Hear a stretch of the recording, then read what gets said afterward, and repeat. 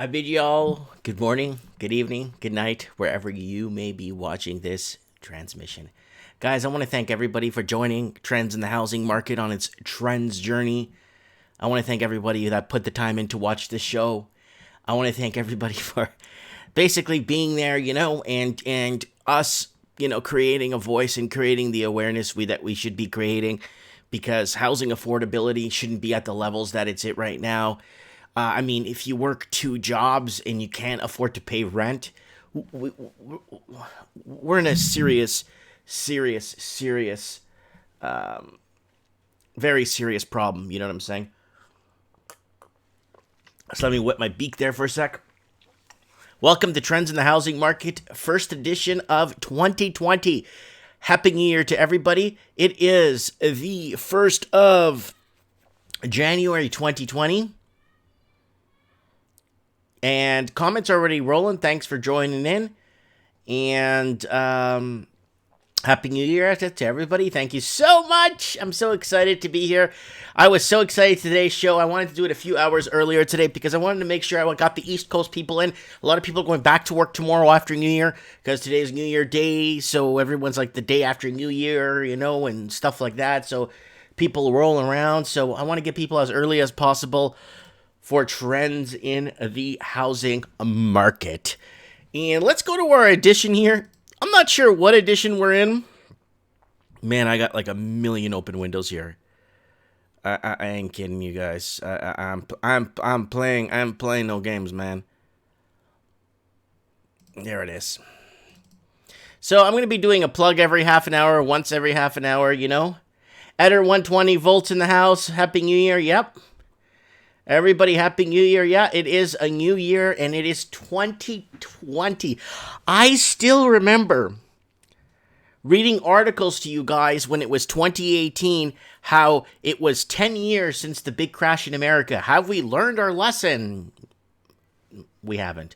But still, I still remember when reading articles when it was 2014, reading articles saying, it's been 8, 9, 10, 11, 12, 13. Yeah, 6 years since the crash or the housing correction in the United States and Canada and other places that experienced some sort of a turbulation. And it's just the time goes by. Time waits for no one. We're all getting old. And a lot of people are not really having families anymore. They're not laying roots. They're not, you know what I'm saying? Okay, guys, there's a few new things here on the channel. So there it is, trends in the housing market. It's been going on, I don't know, guys, for years now. And I just want to thank everyone that's been on the show, that's come on and made it. Let's make 2020 a better year. Let's make 2020 a good one. So, guys, you're watching this live. Go below the transmission and share it on your MySpace, if that's okay. If you still have MySpace, share it. It's live. Let's get more people on here. Let's start getting the show bigger. Let's start getting on more guests. Let's start getting more feedback. Let's start coming to conclusions, and let's start finding a resolution to this problem here on Trends in the Housing Market.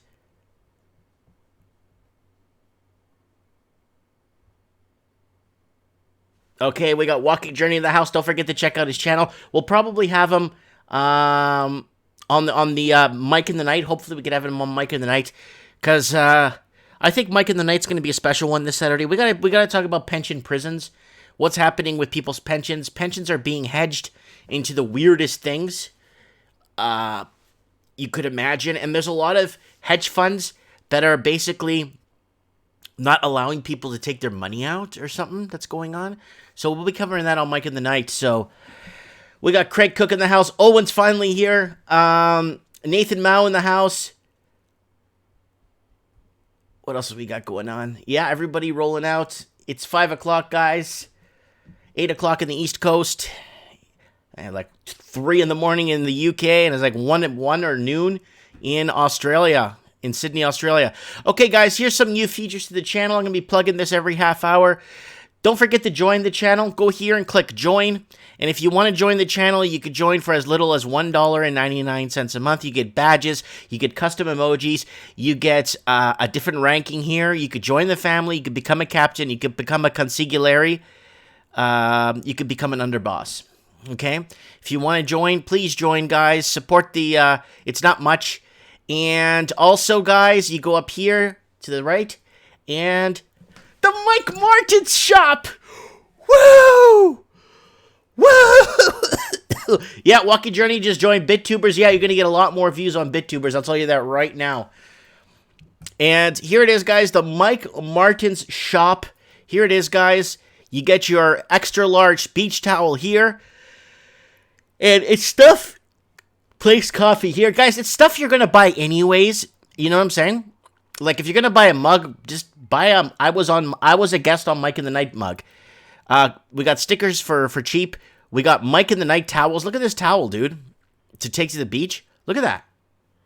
Sorry, guys, I got to plug the channel once in a while. So before we get on, Mike in the Night t-shirts. This is the pilot episode of Mike in the Night. Still the pilot episode right there. And it's got a back. Look at that. Oh, yeah. That's the pilot right there, guys. Oh, it just keeps going. We got, look, leggings for ladies. Look at that. I designed these myself. It says Mike on the Night on the leg. Oh, yeah. So, check out the Mike Martin's shop. I got all kinds of cool stuff. And if you're going to buy stuff anyway, support a local YouTuber. So here we go, guys. Let's move on to what's happening. Let's stop. I'll plug the channel in half an hour, guys, and we'll start with what's going on here. So where do we want to start here? Let's start with a different. Let's start over in the UK. I know it's 2 in the morning there, so no one's awake there, but this article right here, I'm going to read it independently on its own story because it's actually a big deal. Cost of living forces people to abandon city. This is Dublin. And we've been talking about Ireland for the longest time on this channel. People are leaving now because they can't afford to live. This city. The Republic of Ireland's capital city has a problem. Many people just cannot afford to live there. The average property costs 2,044 euros to rent per month. Oh my God, that's like 2,700 Canadian. Well, that's the same what they're paying in Vancouver. So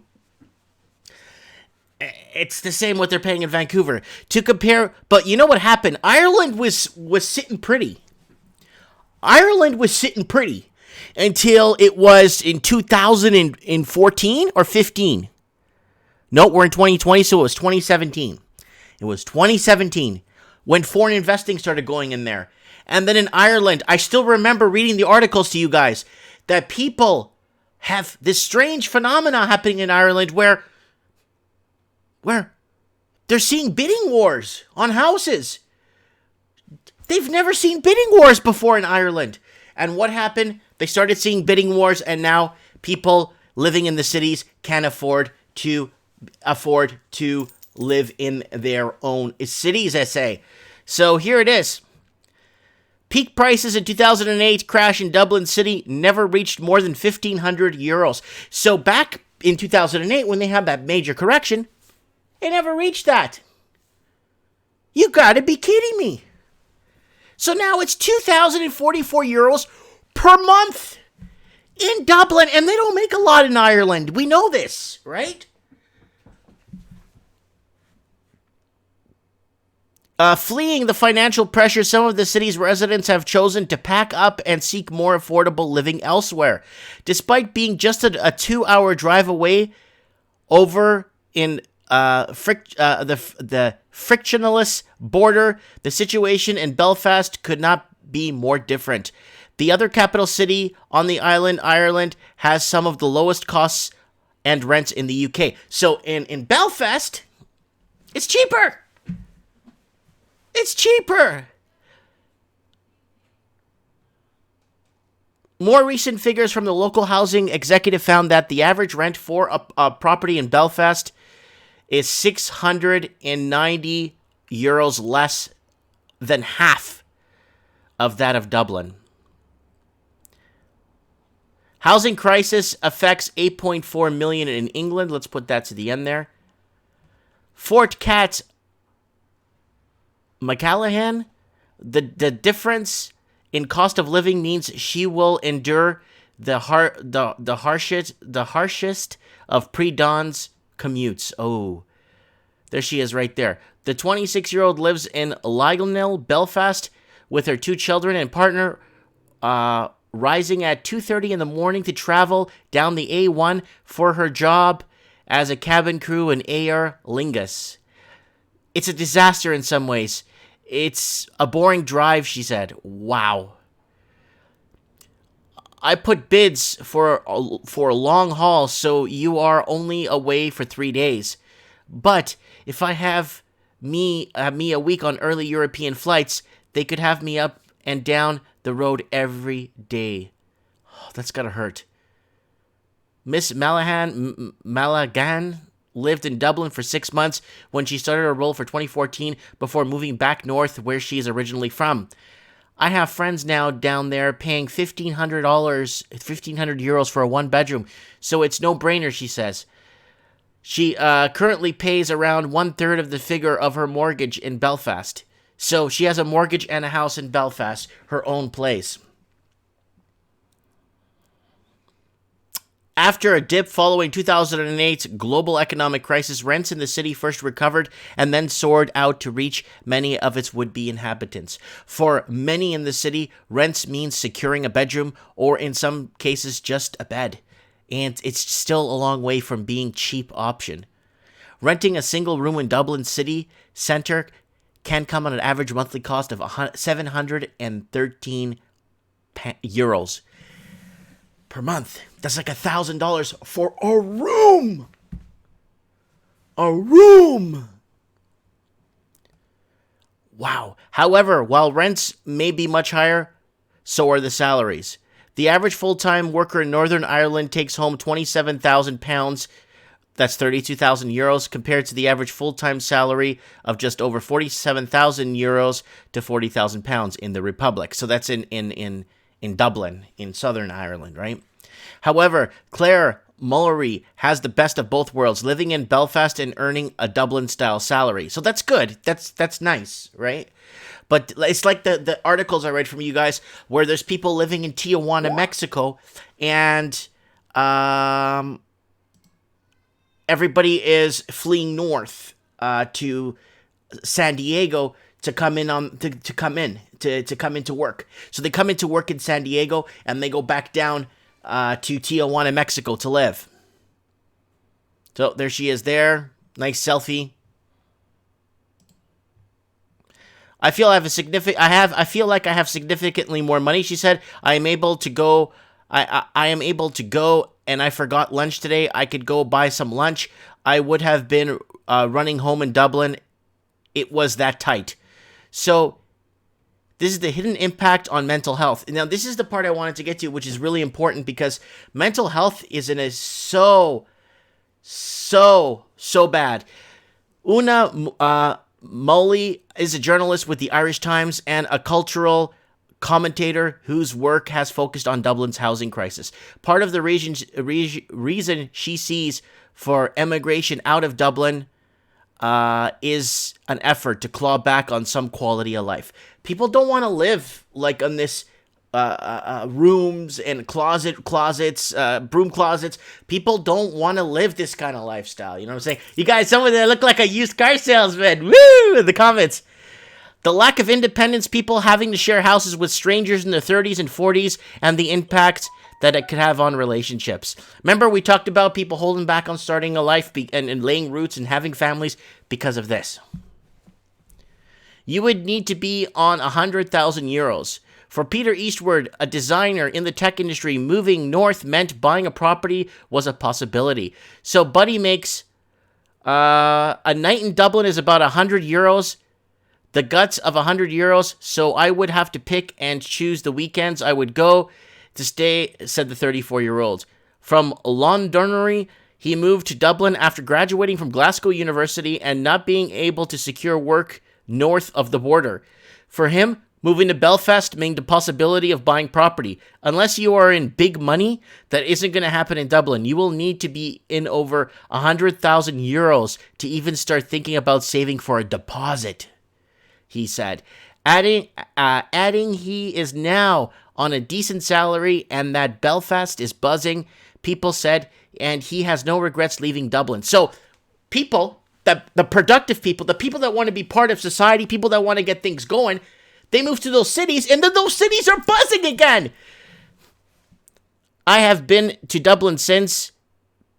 It is less than 2 hours away and down the motorway, but still, I don't think I'll be moving back anytime soon. So people are abandoning Dublin. People are abandoning Ireland's major city, capital, basically, and moving away because they can't afford to live. Wow, 2,044 average property prices. Properties are 2,044 euros per month for an apartment. Wow. But I read an article earlier, it's 3,000 a month in Vancouver, Canadian. So it kind of works out the same with euros, right? I feel so bad for the people living in, and the people sleeping rough, the amount of homeless in Dublin, Ireland. What is it, like 13,000 now, and 3,000 or 4,000 of that is children? Guys, come on, man. Like, seriously, is anyone paying attention to this? So, after this phenomenon in 2017 in Ireland, where you started to see bidding wars. And they've never seen bidding wars there before. And it's transforming the city. People aren't liking it, so people are just leaving. They're like, screw you. What am I going to work here for? Why am I going to waste my time here? And that's what's been happening in every English-speaking major city, except like in the inside of America. West coast of America is like this too. The whole west coast. All the way from Washington State, all the way down to Tijuana, San Diego border. That, my friends, that right there is the issue right there. And that is like all of Australia, Canada. In Canada, we don't have a lot of major cities. So we got, in the comments there, I don't know why this thing, I'll just read the articles here. I'll read the titles up here, and then we'll have a guest on the show. We got Evan Markin guy. Wants to come on the show. I'm going to read the rest of the UK here real quick. Read some of the headlines here for you guys. Over 65s account for almost half of UK's housing wealth. So, it's the boomers.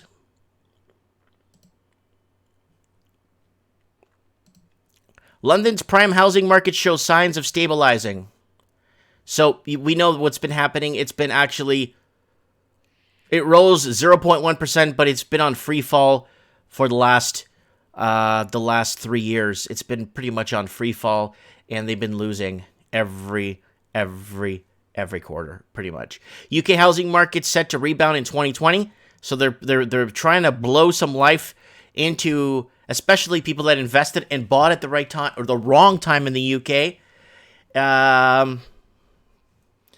The Britons went to the polls on Thursday, the general election. The Royal Institute Charter of Surveys published a survey showing that its members were more confident than they had been for almost 3 years, and that the market would pick up in the coming months. The UK housing market, the economy, and Brexit. So property prices, but RICS expect a rebound next year. So they're trying to say property professionals' expectations for the housing sales picking up over the coming year are at their most positive levels since February 2017. Yo, they were at their most positive levels in 2007 when they said that Florida is going to be underwater and that England in 2020 would be Siberia. Britain would be Siberia in 2020. And Ireland's housing crisis trundles on. And the key point in this article, the price income multiple standard measures of affordability worldwide considers an affordable home for a worker to be 3 or 4 times their income. In Canada, it's like 17 times their income. Woo! All right, let's keep going here. The Irish Times. House prices in Ireland declined for the first time since 2012. So we're starting to see a downtick, but the price of rent is going up. That's the problem. The property, where was it? The capital residence property prices were down 1.2% of an annual basis to 366,000 euros, led by 4.1% on a year-to-year decline in South Country of Dublin, 566,000 euros. So here it is. At the peak, compared to 2007 peak, prices are a lot higher than they were originally from that original peak and crash in 2007. And here it is again.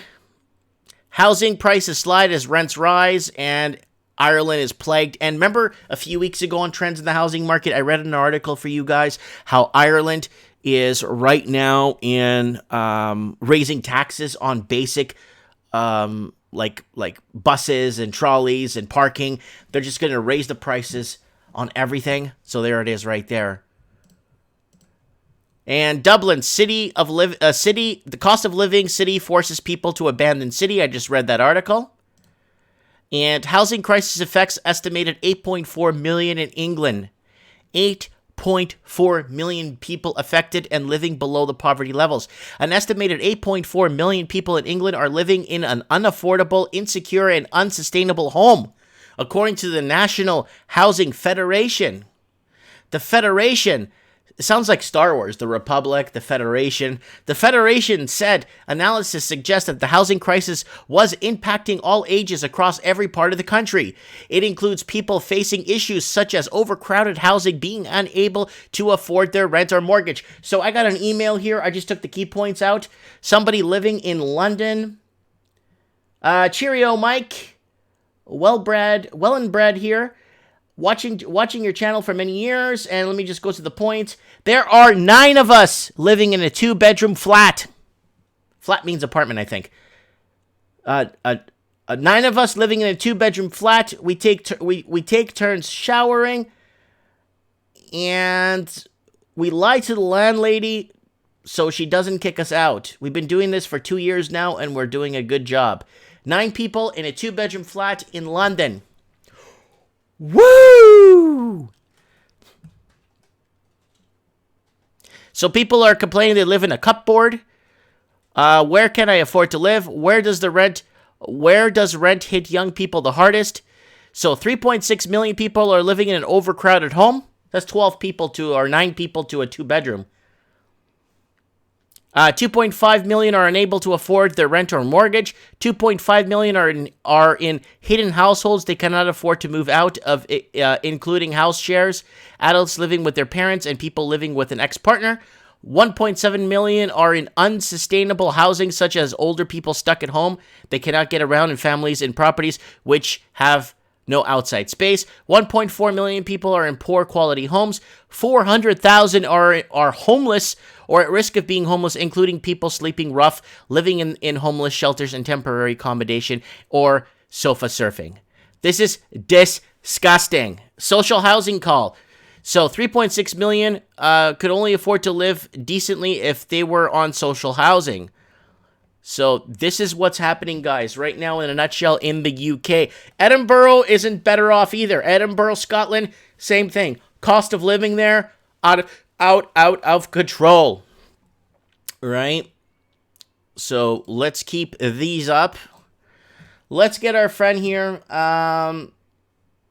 Evan from Crypto and Markets here, and see what he has to say.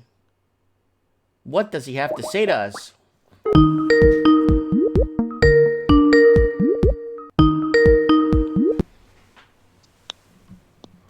Yes, sir. Evan, how are you, my brother? Oh, not bad, Mike. Happy New Year to all you. How you doing? I'm doing fantastic, buddy. Guys, we got Crypto Evan from the McChronicle. I still call it Crypto and Markets. Let's go over to his channel and give him a plug here real quick. I don't know if you've been listening to the few articles I've been reading. I listened to the last few. Yeah, the UK and Ireland's friggin' insane, man. Yep. They are biting the big one, especially Dublin. Dublin is in a precarious situation because it's their capital. And if you have no one working the infrastructure there, who the heck's going to keep that city going? To be honest, in a lot of places in Europe, to be honest, you can say almost the exact same thing. I mean, people aren't fleeing Lisbon. People aren't leaving Madrid. It's just the English-speaking countries. It's the Commonwealth. Here it is, Yeah, I guys. wish I. The McChronicle. Here's his page. I'm going to leave a link inside the comments. Go ahead and subscribe to him. He is an affiliate of the channel, a supporter of the channel. Comes on and gives his 2 cents. Okay, Evan, McChronicle, tell us what's going on. Oh, not much, not much. Just trying to figure out this crazy market, like all of us. You know what I mean? Really. Yeah. As far as the rents go, yeah, the UK and Ireland. I mean, yeah. Well, yeah. Actually, you're even mentioning on there. I mean, a usual house is like 3 to 4 times your income. Yeah, that dream left like 20 years ago, I think. But anyways. Yeah, there's still parts of the states, like if you go to Alabama, if you go to South Carolina, Georgia, if you go to Yep. Florida, there's still parts you could still buy a house that's like 3 times your income. Oh, easily. Oh, yeah. Even less than that in some parts. I mean, Yeah. I know parts of Texas. I know it's even less than that sometimes, depending on where you go, of course. But Mm-hmm. Mm-hmm. and So, and and, and, what do and you a see lot of markets? What do you see happening in 2020 with the housing? Let me open up the articles here from Canada, and we're going to go over them together. Okay? uh, I'm not watching, but well, I'm actually on a Skype with you right now. But yeah, let's go for it. Oh See what yeah, we're gonna happens. go. We're gonna go. I'm gonna read out the. Let's see if this one. This one's Australia. Hold on. Let me find my Canada page here because I have them separate by. That's Albert. Here we go. Here we go. Let's start off in.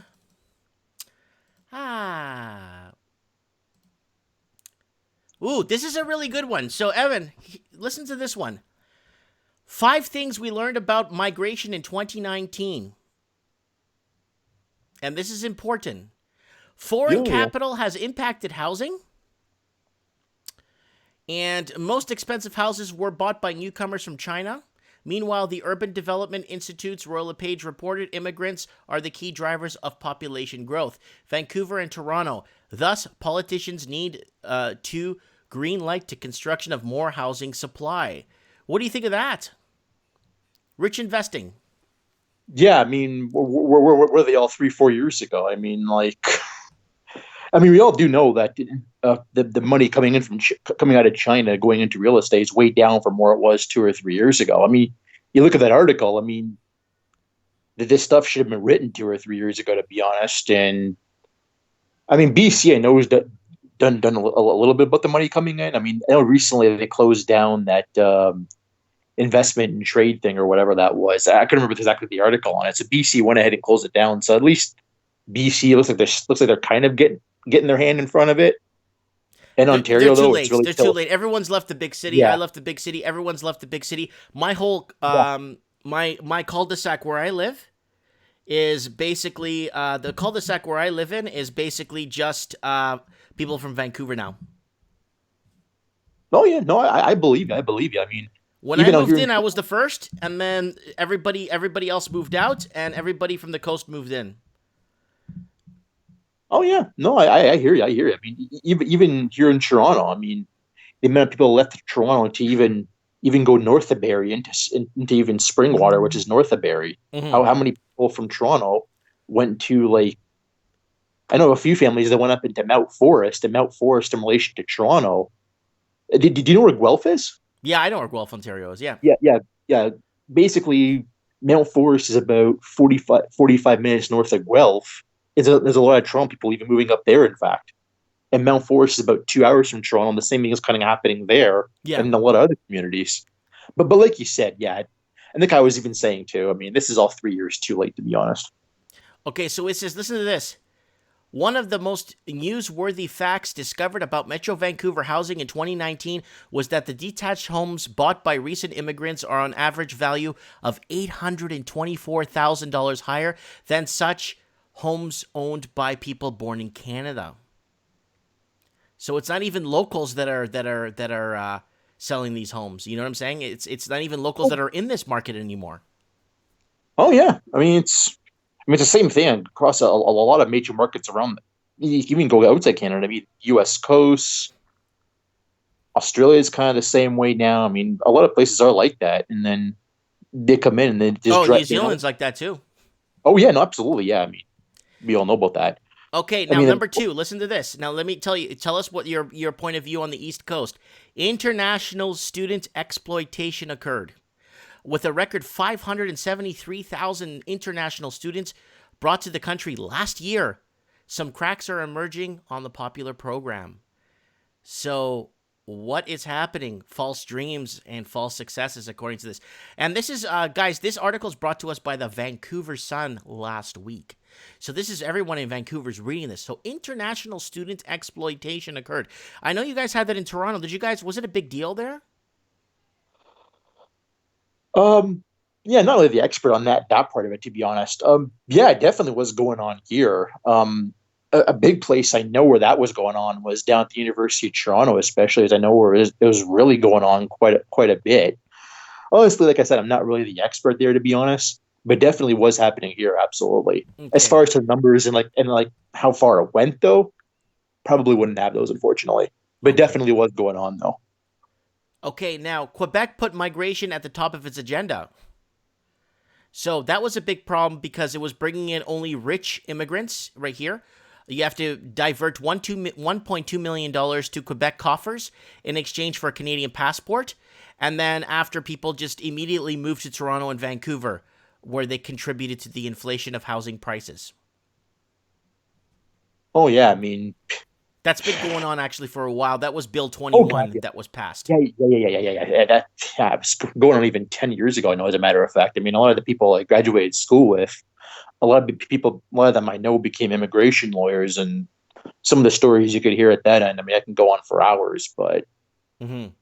So and then that's it what's even this. and then also it even relates to the previous article as well, where they were buying homes that were close to $1 million over what the local was buying. So what does that really tell you, right? Yeah, yeah. I don't know why a lot of them just didn't stay in Quebec, but I guess they flee to Toronto. This is right here, Toronto and Vancouver. Okay, now number 4, China loomed larger. It's not only a dispute over Vancouver arrest of Hawaii and escalated to the connection between Canada and China's increasingly belligerent leadership. It's the suburb of Richmond of People's Republic of China now outweigh those with roots in Hong Kong. So right now, people are coming in, I guess, into our elections that are People's Republic of China. More than Yeah, 60,000 of them. yeah. If you want to talk about foreign meddling in elections, we could talk about foreign meddling in elections, right? So, but China has outsized the effect. So this is a huge problem. Oh, And I know. folks, we're not making this up. We're not conspiracy theorists. We're not picking on the Chinese. This is a Vancouver Sun article from last week. This is on the No, Vancouver Sun front page of the yeah. paper. I saw it the other day. I was like, oh my God, they're finally coming out with something. You know what I'm saying? Oh, yeah. I mean, and in relation to, even to our previous point, I mean, how long has this been going on? How far later are we in discussing all this? I Well, mean, let's look at it like this: $206 million in laundered money via real estate in Canada. It's been going on for a while. Then oh God, Two yeah, hundred six billion, $206 billion, not 206 million, yeah, 206 billion. yeah. Oh, yeah. I'd say it's been going on for at least 15 years myself. Like Mm-hmm. I don't have the exact figures on it, but I mean, I was noticing signs like this, all the money coming in. You can go back to even 2002, 2003. The signs were even there. So I mean, past 15 years, you can go back 20 years, to be honest. I mean, Mm-hmm. Mm-hmm. how much of the whole boom itself was money laundering? I mean, we can go ahead and ask that, and Well, they would shadow ultimately, flip, right? They would sell to a friend in China and then sell it back to him, and then sell it back to him, and sell it back to him, and then they would rebound the house, and they'd end up clearing a couple of $1 million in the bank. oh yeah, oh yeah. I mean, look at York Region, look at Willowdale at the height of it in 2015, 2016. How much of that stuff was going on? Mm-hmm. But like I said, I mean, and so that's why I love these articles mentioning it now. Yeah, where were you in 2015 and 16 when this was like pretty much every transaction in some areas? Yeah, it I was. mean, and yeah, I mean, like I said, we can go on all day with that, but I mean, it's pretty clear, at least to us, this has been going on for 20 years now. I mean, that much is pretty clear, to be honest. Mm-hmm. I mean, the area I live in now, which is northwest Scarborough. I mean, I mentioned the 2002. Yeah, I mean, how much has changed even here the past 20 or 25 years? I mean, how much of that was London money Oh, it's coming out it's of it's China? completely transitionalized, and a lot of the working families. Well, we've seen the effect of it. We saw the younger families. We saw the people that actually built and worked towards the infrastructure, like your dad and your granddad and everybody that actually your uncles that actually contributed to this, and they're just all moving away, or they're going back to Europe, right?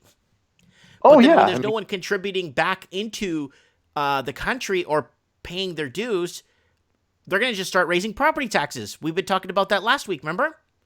oh yeah, no, yeah. I mean, and it's happening too. It's happening. You know, property taxes go up, and then what happens? And everybody just has to flee the cities. So housing affordability. Why are we not tackling housing affordability? Let me see if this article gets to a point. No, it's just more of a Well, story. yeah, I can give you a general answer on that. Go ahead, tell us. The reason why we don't tackle housing affordability is the higher the real estate values, the higher the taxes the government collects. Right. I mean, it's really pretty simple in that regard, and that's the reason why, like I said, they're, as always, to look like they want to do something under pressure, they're always 3 or 4 years too late, and it ends up basically from that going in one vicious circle, right? But Evan, how many builders out there want to build affordable housing? Zero. If you want to know the honest question on that, zero. Mm-hmm. If you're a developer, what's the number one thing you got in mind? Profits, and more profits. Right. So I mean, affordable housing. I mean, we can even go beyond the fact that, I mean, if you look at how crazy land costs got in Canada in the last 20 years, and how much of an increase has been in labor costs and building costs and everything else. But there's one more. Even factoring all that stuff in, I mean, building permits have gone up, and building permits have gone up a lot. Oh yeah, no, listen. Like what some people paid. I remember reading an article that one guy in Vancouver paid $16,000 for a building permit. Oh yeah, I mean, I remember. You could buy a mini mansion in Mexico for that. Oh yeah, you could buy a mini mansion in a lot of remote places for that. To be honest, I mean, it's crazy too, because going beyond that, I remember in Toronto in 2017. I remember here they went ahead and I think they doubled the development charges. So there's another thing. You want to build affordable housing, but then you just doubled one of the input costs for the developer. What does that tell you, right? Yeah. I mean, even to be honest with you, like I even said before, it's one vicious cycle. Cities always want more money. Developers always want more money. Well, the cities have to, because they have to fund their infrastructure. Oh yeah, no, that's another thing too, right? I mean, you build up all this housing and you all this infrastructure. I mean, it just goes on and on and on and on and on and on and on. It seems. Mm-hmm. Mm-hmm. So I'm and steal never stopped. Even here, even Toronto. I don't know if you guys reported on this. That new city building fund, where basically there's an extra percent. I think it's 1.5% as levy you got to pay on top of whatever property tax increases there is, and then it just escalates for the next 10 years. Yeah. Same kind of thing, right? You got to maintain the infrastructure. You also know as a city that higher real estate values bring in higher taxes, and then it just becomes one fell big loop. You know, I was actually looking at the cost of strata fees in some of the apartments in Toronto. Holy crap! Oh yeah, I just had to throw that out there. I'm sorry. It's like organized mafia. You hit it right on, you hit it right on the head. You called it organized mafia. That's exactly what it is. All right, I'm just trying to see if there's anything good here from Toronto. Oh, brace for bigger bills. With so many projects in the works, money will yet again be a central issue this year. The question was left, well, how do we pay for it? Tory recently told the CBC Toronto, while Tory aims to keep property taxes tied to the rate of inflation, oh my God. My God. Keep it to the rate of inflation, and you just put on a 1.5% levy. It's going to escalate over the next 10 years. Yeah. Rate of inflation. What rate of inflation? Rate of inflation. Yeah, there's no way. I mean, if property taxes in Toronto go up less than I'll throw out a conservative number. You know, this is conservative. If they go up less than, if you total levies and everything else, if they go up less than 5% this year, I'd be shocked. And really? even that 5% because they were number pushing 8%. Remember? Yeah. Yeah, Vancouver, I think, is 7 for next year, I think? Yeah, they have to. They have to. So. Oh, yeah. So. I mean, in a sense also, if you do go ahead and increase property taxes, if you look at the carrying cost of a lot of all of those homes, what does the property tax do? It Hmm. increases the carrying cost also. But remember, from like the base you're coming from in Canada, even an increase of 7%. I mean, is it really going to stop it? You think? I Well, really like I don't said, know. the Canadian person will be gone. Oh yeah, if they're not already, I mean, I think they were gone 2 years ago, to be honest. But I think we're just finding out now. Hmm. Hmm. So here it is. This means that property will see the homeowners will see an extra 1% of property tax bill in 2020, costing the That's what. average household additional $45. Increases will continue until 2025, all meant to raise billions to pay for transit and housing. Wow. Yeah, we've been paying for transit and housing for the last 50 years in Toronto. Where's that gotten us? Oh, I got some good news. And then there's a postscript here. P.S. Rates for garbage and collection expected to Yep, rise too. that's right. That's right. Yep, I just heard about that. I think a couple nights ago. Yeah, that's right. Yeah, Yep. we're just. I mean, we go ahead, let all these people let all this money come in, drive up the cost of housing, always underinvest in our infrastructure. I mean, how long have we been doing this?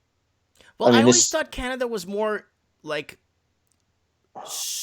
had a tighter belt on money laundering. I always thought Canada had more put up more of a fight against illegal transactions. I always thought so because I mean, I always think if I was to do that, I'd be behind bars, right? But I guess if Oh somebody yeah, comes in with a suitcase of money, I guess they just turn the other way. I mean, to be honest with you, any one of us would be behind bars. I Yeah. mean, and the problem is too. I mean, and also then another problem you got with a lot of this also is if you're laundering money in from another country. I mean, and it obviously complicates things as well in a sense that. Well, remember my salt water theory? It's like taking ocean water and throwing it into a lake. And the more water, salt water you throw into that lake, the more contaminated and destroyed, and the fish and the algae or whatever in that lake is going to die.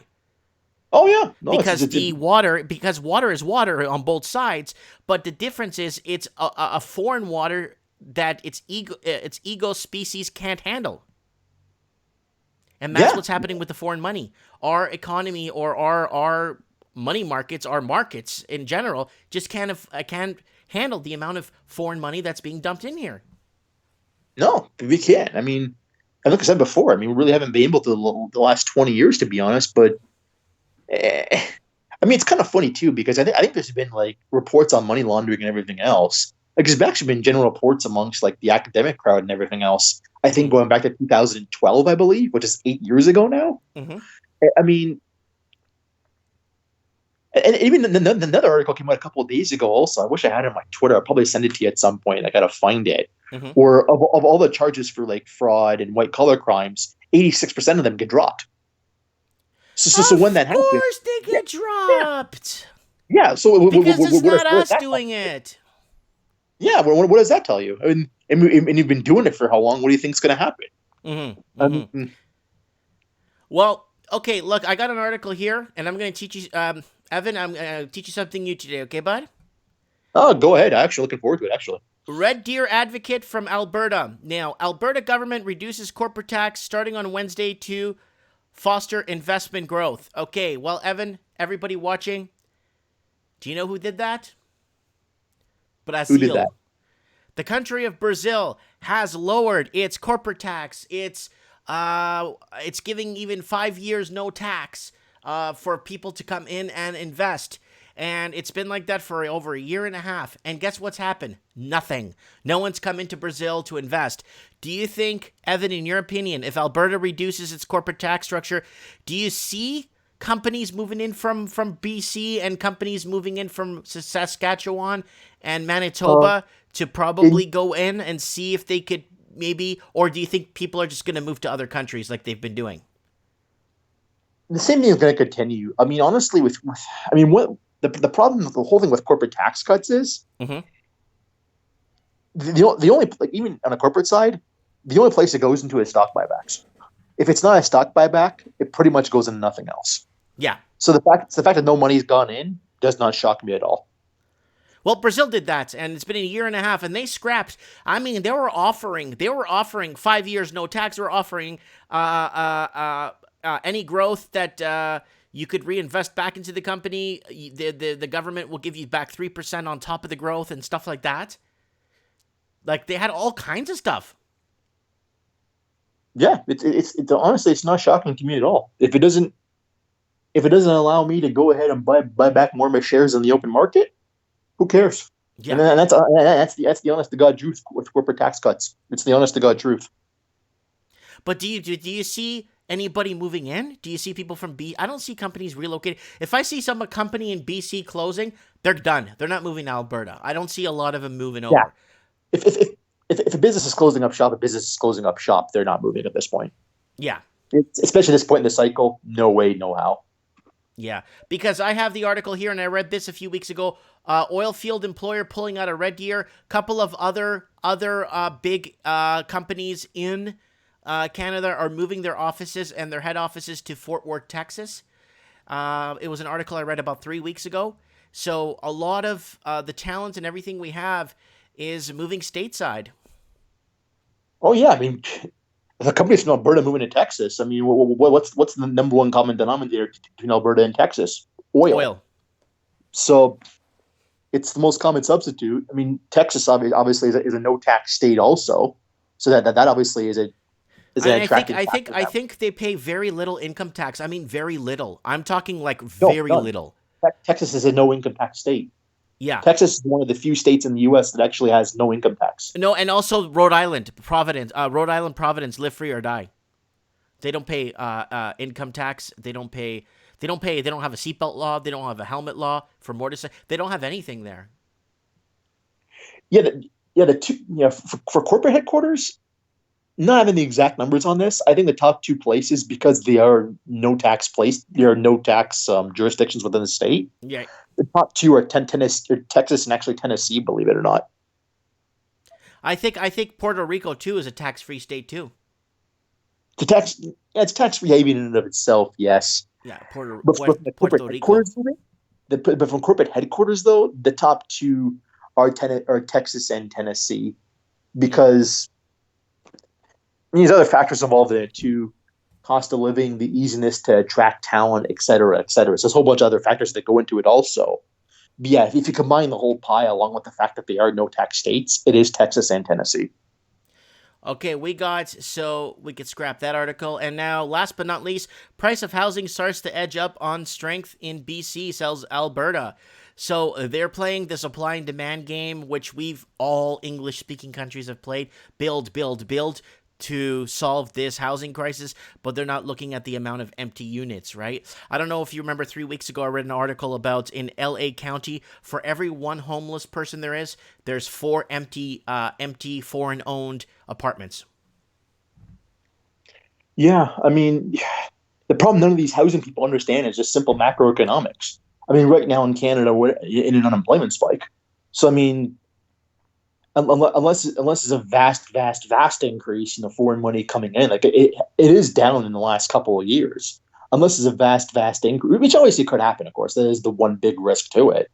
But obviously, right now in an economy that is deteriorating, I mean, how many organized real estate propaganda pieces are mentioning a deterioration in macroeconomics? I mean, None. how many mention this? Uh, Yes, Better dwelling so does sometimes. yeah, exactly. You're going to have an unemployment spike and an increase in housing. Get lost, Yeah, honestly. no, yeah. Yeah. And look, you want to hear a joke? You ready to laugh? Oh, Looney I could know, I know your jokes. Hold on. I got to sit down. Hold on. Yep, go ahead. Looney could stall out 2020 despite this year's strongest major currency. Really? Our currency's been in massive deterioration, and it's only been doing well the last week and a half, only because the US dollar is falling to gold right now. Yeah. Yeah. This. Yeah. The Canadian dollar is clearly going to fall this year. I mean, there's no way. I mean, every propaganda piece I'm reading, they're trying to lift the energy sector. They're trying to lift the real estate sector. I don't think either one's going to work, frankly. The macroeconomic forces behind this are just too strong. I also think this year as well too. I mean, I've been talking about the consumer insolvencies really for the past, I mean, my channel probably a good past year and a half, almost 2 years now. Hold on, let's go I back to your channel. Yeah, so I've Continue. been Yeah. talking about it, mentioned in many videos. Let's I go. mean, Doug Hoyes was mentioning in the Debt Free in 30 video his year-end review. I think he put it out on Saturday or Sunday. I'll send you a link after all this is done to make sure you have it for yourself, so you can put up on screen and everything else. Here it But is. Here it is. Here. yeah, I'm going to find your channel right here. 2 seconds. no problem. Where are you? Here you go. The McChronicle. Guys, please don't forget. Let me just open a new window here. Guys, don't forget to subscribe to the McChronicle. He's got some good stuff going. He's always putting up videos, always pumping up content. Let me get you here in the comments section here. Let me get you here in the comments. Go ahead, guys. I'm leaving a link there for you guys to go ahead and subscribe to his channel. So, let's read some of his articles. Happy New Year from 2 days ago. My predictions for 2020. Guys, you should check that one out. A little holiday rehash. That was a week ago. Inflation going big time. Industrial manufacturing and a surprise. Stress test removal, too little too late. Hedge funds and the repo market spike. That's from 3 weeks ago. Canadian unemployment explodes. Yeah, that everybody covered that on their channels. Everybody covered that. That You was got huge. it. Well, the thing with unemployment is once the ball gets going downhill, there's usually there's really no stopping it. It's one of those things. Even if it's sort of a confidence game, right? Even if it goes up like 1/10, 2/10, and it gets out there in the public that it is up, that can cause some serious dilemmas out there for a lot of people. Back to my previous point, I've been covering the consumer insolvencies, like I said, for past year and a half. You can probably find videos on there for that. Actually, with Doug Hoyes, famous consumer insolvency expert, Hoyes Michaelis, you always see him on TV and being in Bloomberg and whatnot. They actually mentioned in their year-end video, like I said, I'll send you, actually, you can probably look it up right now on YouTube. Their channel is called Debt Free in 30, and it's their video from Saturday. You can go ahead and just pull it up there if you want. Debt Free. Debt Free by 30? Debt Free in 30. And it's their last video they put up, I think, on Saturday, I think it was. But yeah, while you're looking for it. I have it right here. Yep. Yeah. Well, the basic premise of it is in the last 18 months, the vast majority of insolvencies have been by non-homeowners. And they mentioned that consumer insolvencies lead everything else. Well, they're saying next year that they're going to start seeing homeowners actually go into insolvency next year, they're saying also. So it's actually going to start hitting homeowners next year. It should. Which, I mean, because, well, that's the way it's trending to, right? Well, yeah, I mean, and consumer always leads housing, so, and the fact that the consumers have really been strapped the last couple of years, eventually it is going to lead into it. That's what macroeconomics always says. So on that point, it is correct. Stress everyone watching, go watch the video. They were right last year. This did say in last year's video that consumer insolvencies were going to be up year over year. I've covered it. They were. So yeah, I think on this one, I think they really hit the nail on the head this year too. With all the forces that are hitting us right now, I think they're going to end up being right on that. We got Cobra Jones in the comments. Mike, every single episode is doom and gloom. If you have food and a roof over your head, life's not bad.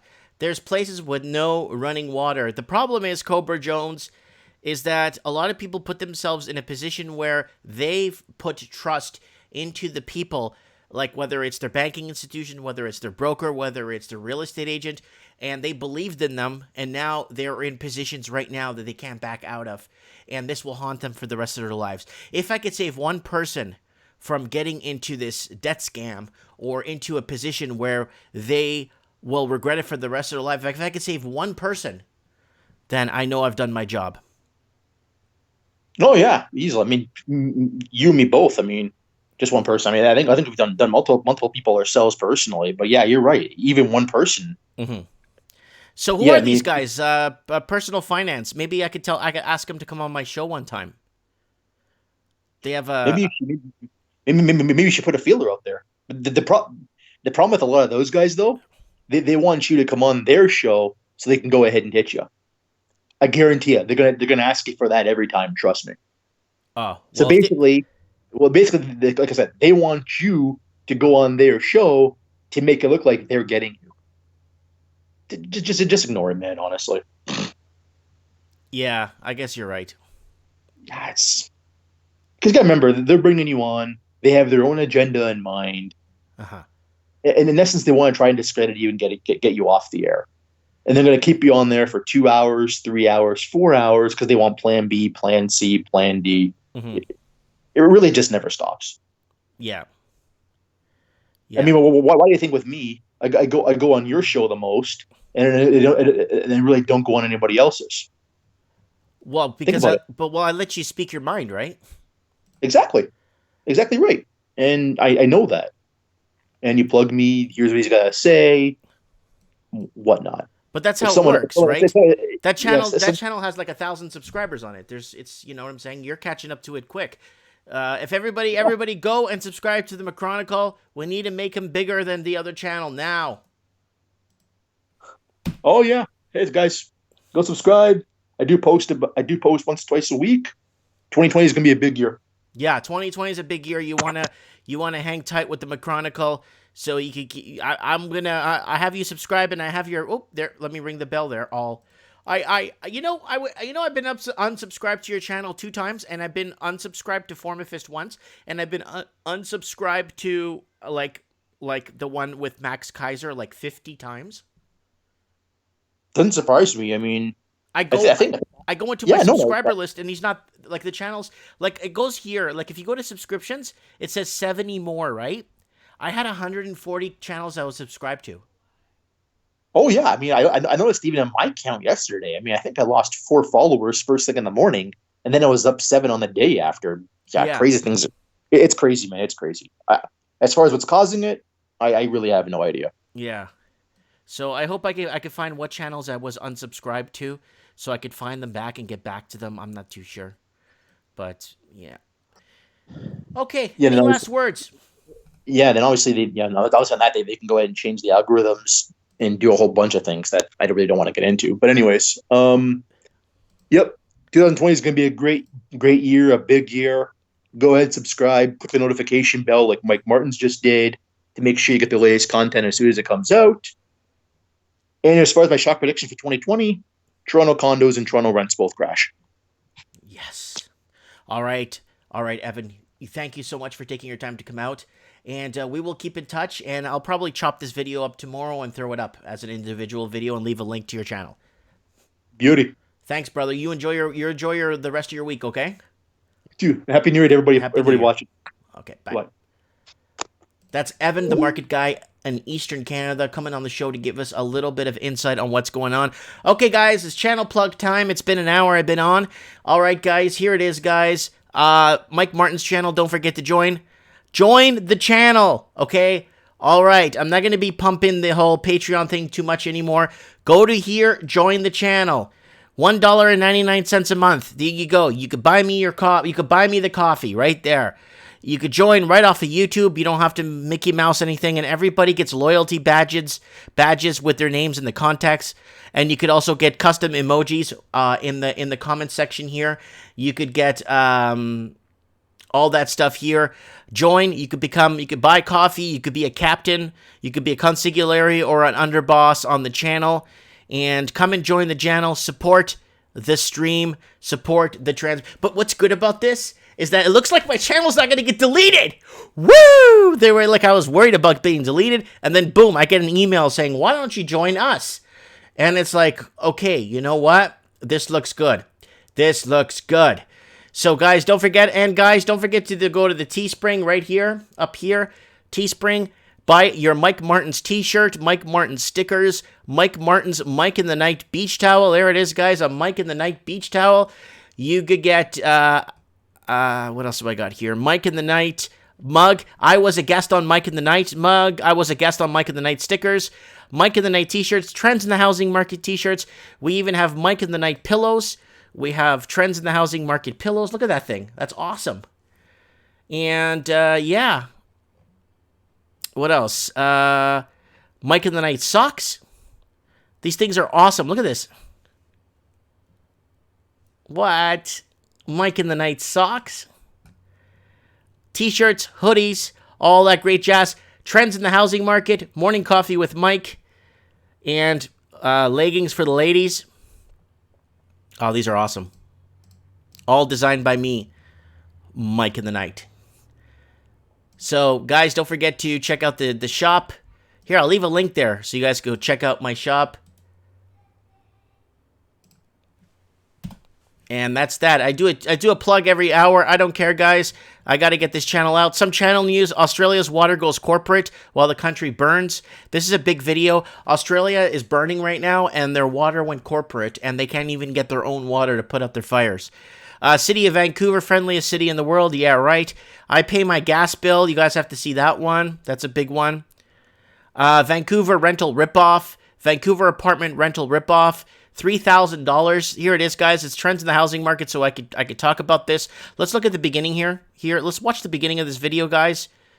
Here it is, where we cover a wide range. You want to wait for things to stick. Sometimes you want to kind of backtrack on some articles that are a couple of months happened. Okay. And we're going to look at $3,000 a month for rent in Vancouver. Roughly for about that much. So let's see what that comes out to here. I get my calculator out. No debt. Like, you're going to pay your rent, right? So we're going to try and see if we can get 40% of your income. So let's multiply that. So that's going to be too high. It won't work. It won't work. Because if it's going to be 40% of your income,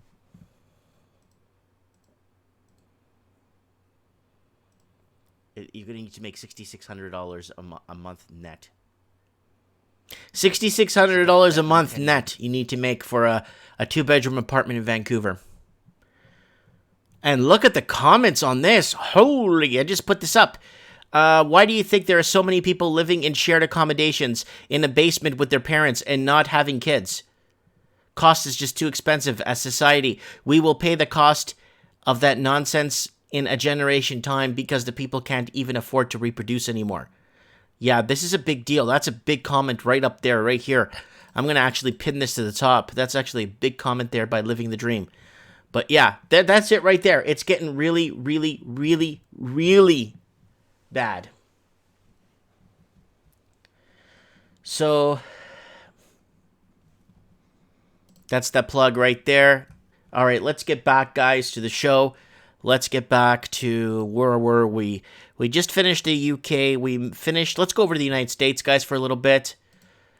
Hedge fund manager, inflation could pop the housing market bubble in 2020. So this is what's happening in south of the border in the United States of America. The housing market is printing highs on several indices. Indices. Having values have grown at the benchmark speed, pricing out many buyers. Same never-ending story. Inflation might be the final nail in the coffin that ends the multi-year housing bull market. Ooh, the average benchmark house in the States, guys, is $220,000. Oh my God, people are... Well, in Canada, I mean, I wish Canada was like that sometimes, because then everybody could afford to buy something, right? Inflation would be the last straw to break the camel's back.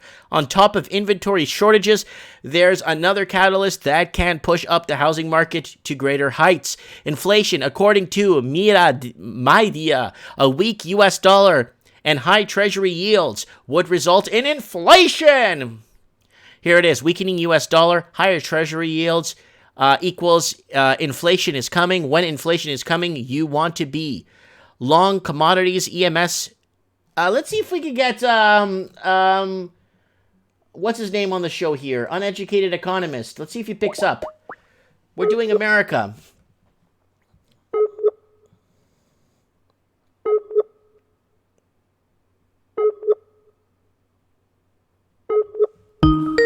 Let's see if he picks up. Let's see if he picks up.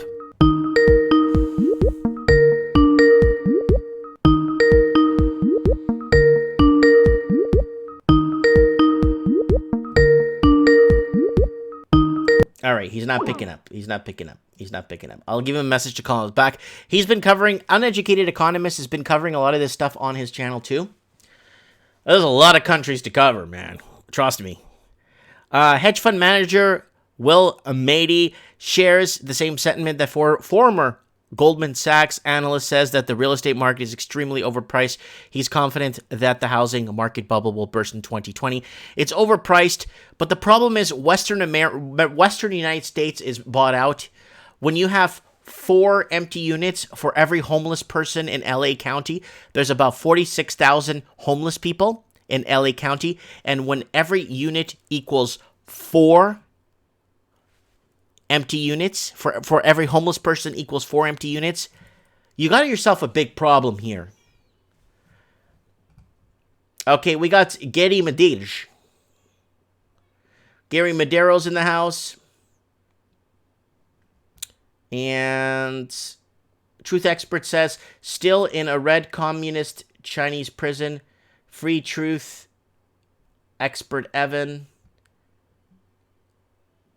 And does anyone follow George Gammon? The McChronicle says, thanks, Gary. Okay, they're just having a conversation there. Steve the Plumber in the house there.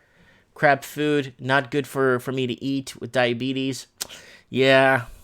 So hedge fund managers are stating that inflation could pop the housing market bubble in 2020. Millennials will propel the U.S. housing market in 2020. They said the same thing about Canada. They said the same thing about Vancouver. They said the same thing about Toronto. They said the same thing about Sydney, Australia. They said the same thing about Dublin. They said the same thing about everything and everywhere. That millennials will propel the U.S. housing market in 2020. Millennials are anticipating to drive the U.S. housing market forward in 2020 more than ever. Millennials don't have a pot to pee in, guys. That's what Steve the Plumber's words were. Millennials don't have a pot to pee in. With large cohorts expected to either purchase their first home or decamp from the city suburb to trade up, according to the economic forecast published by Realtor.com on Wednesday. I could see them leaving the city like Seattle, LA County. I could see them leaving San Francisco, San Diego. I could see them leaving those cities and moving inland to Nevada or Salt Lake City, Utah, Arizona, and buying a home. Yeah, I see that happening. I can't see it happening in those in the western cities there. Sellers, meanwhile, will need to adjust their expectations and perhaps their asking prices as the median balances out, tipping favor towards buyers. Those who accommodate local market conditions can expect to be rewarded by a steady demand. The report predicts existing home sales are expected to tick down 1.8% to 5.23 million next year. Now, here's the deal with that. See, they're going to have to start getting more of a median price out there for these people to buy their homes. But in Canada and in Australia, and the UK, and New Zealand, you know what they do? Bring in more rich investors! Bring in the rich investors! Bring them in to buy us out! Oh, no one's gonna buy these homes for $2 million? No problem! Bring in more rich people! Woo!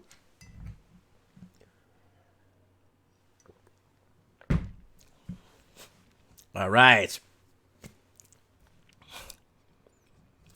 So, one big uncertainty in 2020 is how the U.S. presidential and congressional elections will affect the housing market. Although there's not a direct line between the election and the housing market, business optimism and investments, along with the consumer confidence and spending, do influence economic output and can also influence housing activity, the report notes. Rising uncertainty about economic outlook will dampen consumer enthusiasm about spending, leading to decline in sales and increase in homeowners' tenure, the report says.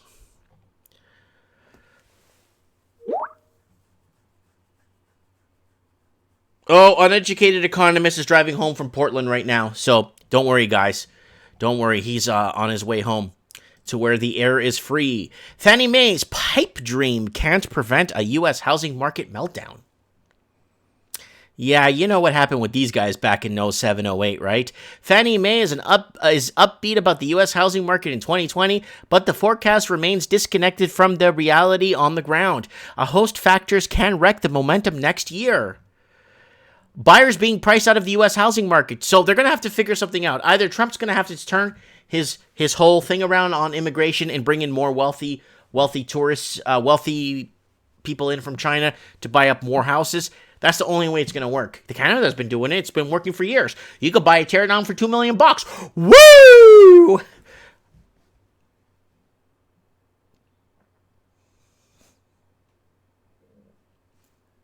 And there have been several signs of cracks in the U.S. housing market of late. Housing starts have been growing at a patchy pace, while sales, both new and existing homes, have been swaying between positive and negative territory.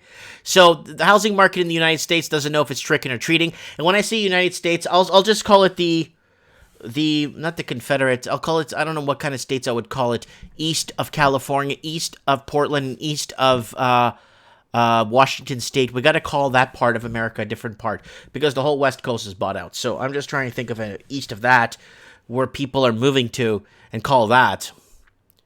Why buyers will pull back. The biggest reason why buyers will be unwilling to commit to buying a house next year is because the weak wage growth. Not surprisingly, mortgage applications for the week ending December 13 were down 5% over preceding week, according to the Mortgage Broker Association.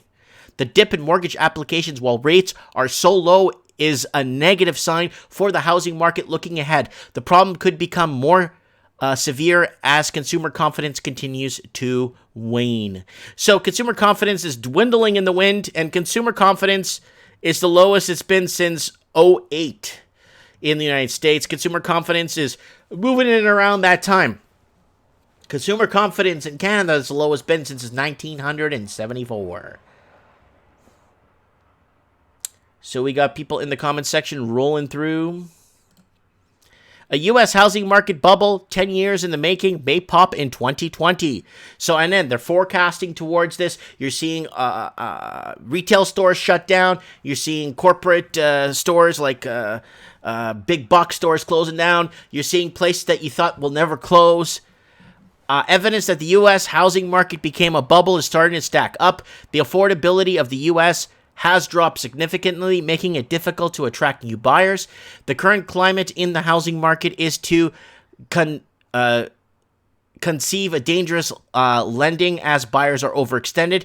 Guys, remember, we got very dangerous lending standards right now in the U.S. Guys, you remember that 06, 07, 08 with those jumbo loans and all that crap? They were shoving down people's throats and getting them to sign into things that they shouldn't be signing into.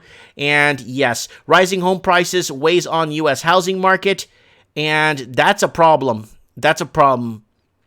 More evidence that buyers aren't confident in the state of U.S. housing market came in mid-December, while existing home sales dropped 5.3 million units in November, below expectations. That's a huge drop.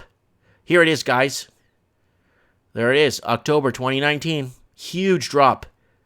Wow. Look at it, April 2018.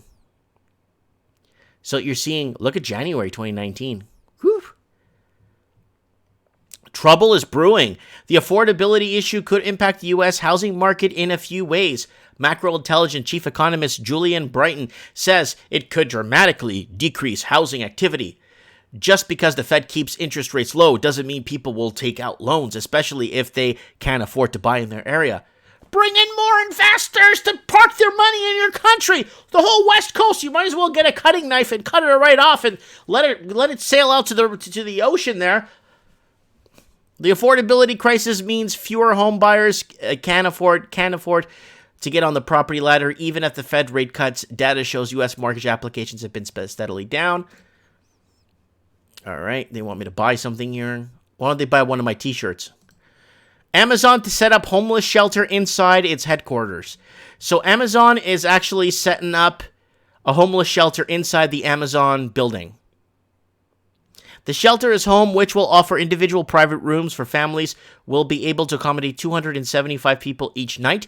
Facebook and Microsoft have also pledged similar initiatives to fund housing facilities for the needy. Well, that's nice. I mean, they've shut down all the stores and all the businesses, existing businesses, and they barely pay any tax. Well, hopefully maybe they could help out by giving some accommodation to people. That's nice. And what do we got here? Homeless is still a concern in Portland. So we got a homeless issue and drug addictions in Portland, Oregon. Like I said, the whole West Coast. Rising homeless numbers in Oregon and California offset improvements across the country. U.S. Housing Department stats. More and more people with degrees. More and more people with education. More and more people... More and more people just like having a really tough time making ends meet. More and more people employed people that work 2 full-time jobs, or full-time and a part-time, that are still homeless. And that's why van living is a big deal. California is booming. Why are so many Californians unhappy? Well, again, it's the whole West Coast is like that. The entire West Coast is unhappy. Yeah, I've been to San Francisco a few times. I've driven there a few times, and the unhappiness there is you start to feel it. You start to feel it like Vancouver. And last but not least, in California, New Year brings new regulations for business. This is not good. They've already went after the housing. The homeless have nothing, and now they're going to start creating more regulations for business, which means more people are going to be leaving east. Wagons east. Wagons aren't going west anymore. Wagons east. Wagons east, right? So no more wagons west. The whole wagons west thing is not a feasible thing anymore, in my opinion. Let me know what you guys think on that front there. Let's move on here. So we're done with the States. And that's done. Let's move on now to... We did Canada, we did the UK, and we did... this is Australia. What's this? Oh, that's something else. All right. Australia.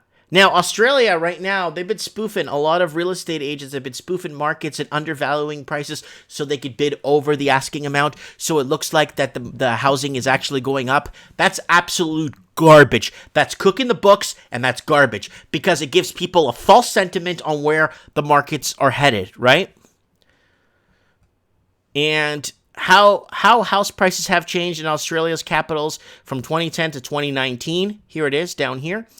So in 2010, a home in Sydney was $643,000, and right now it's $1,079,000.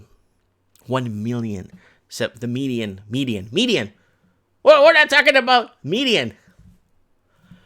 Melbourne, $553,000. It's at $855. Brisbane is $460. It's up $562. You see this, Brisbane, $460 to $562 in 10 years. I could see that. $100,000 in 10 years. I could see that. Adelaide, $453 to $538. Another not too bad.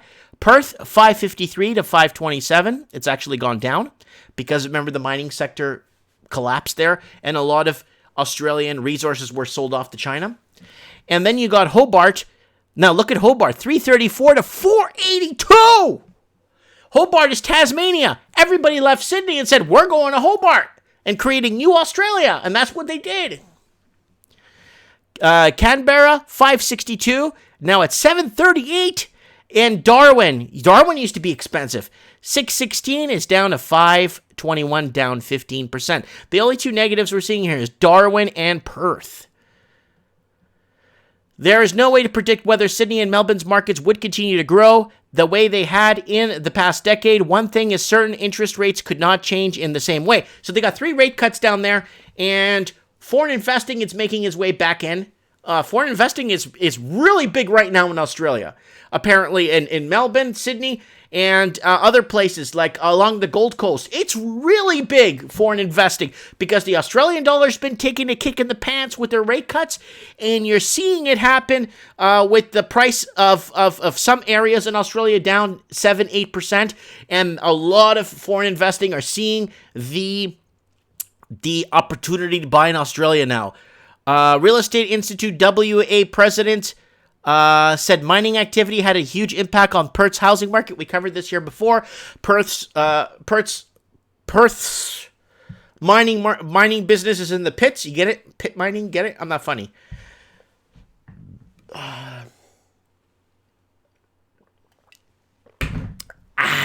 All right.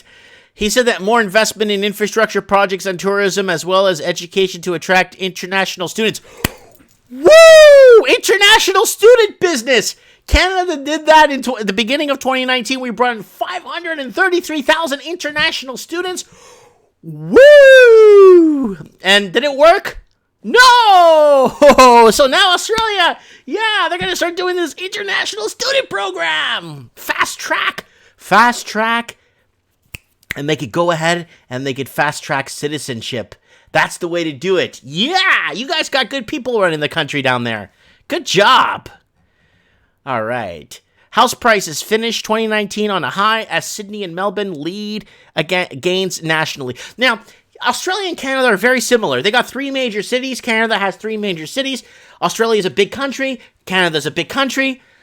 Big portions of Canada are uninhabitable because it's too cold or there's no infrastructure. Same thing with Australia. A majority of the country is uninhabitable, and they don't have enough cities in between. Canada doesn't have enough cities in between.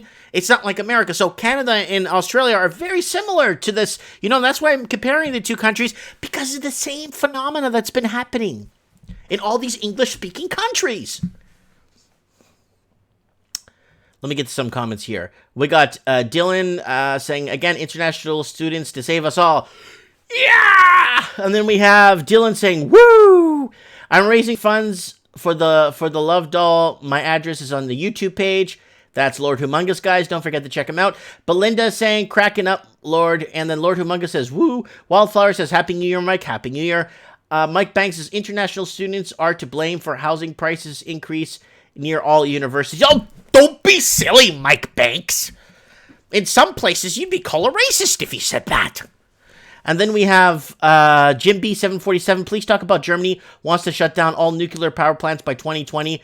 Power bill will go up hundreds of %. Yeah, well, you know, I'll do a story on that one, just like an independent story. Jim, if you want to maybe message me it on Skype or just leave it a link to the article, and I'll get to it. You commented on a lot of my videos. Jim, so I'd be happy to read that article for you as an independent one, because that's an important one. Because they want to do that. They've been trying to do that. They're just trying to impoverish the world. Why are they impoverishing us? Because if we don't support the infrastructure, then how is it going to work? You know what I'm saying? All right, let's kick it going. Let's keep it going. Housing prices finished. We read that. Let's move on. Sydney house prices to top $1 million again. We just read the last article that is a few days newer. Oh no, this is from 2.5 hours ago. Sydney house owners set to become millionaires again on February. Mortgages allowing. Woo! See, Australia's special because they don't have millennials living there. And they don't have, like, Gen Zers and all those. They don't live in Australia, you see? It's only baby boomers living in Australia, right? You gotta keep that in mind. I'm just being sarcastic. The typical Sydney freestanding was worth $974, and the clock struck midnight on Tuesday, according to exclusive preview of Key Home Pricing, released Core Logic on Thursday. The main Sydney unit was worth $764. Guys, look, these are just average homes. This is not like the Taj Mahal, Wayne Manor, a plantation. I can show you plantations for $150,000 in Louisiana. You could buy with 12 bedrooms, and you could have a house. The value of typical Sydney freestanding house tumbled from peak $1.06 million in July 2017 to $865,000 in June 2019.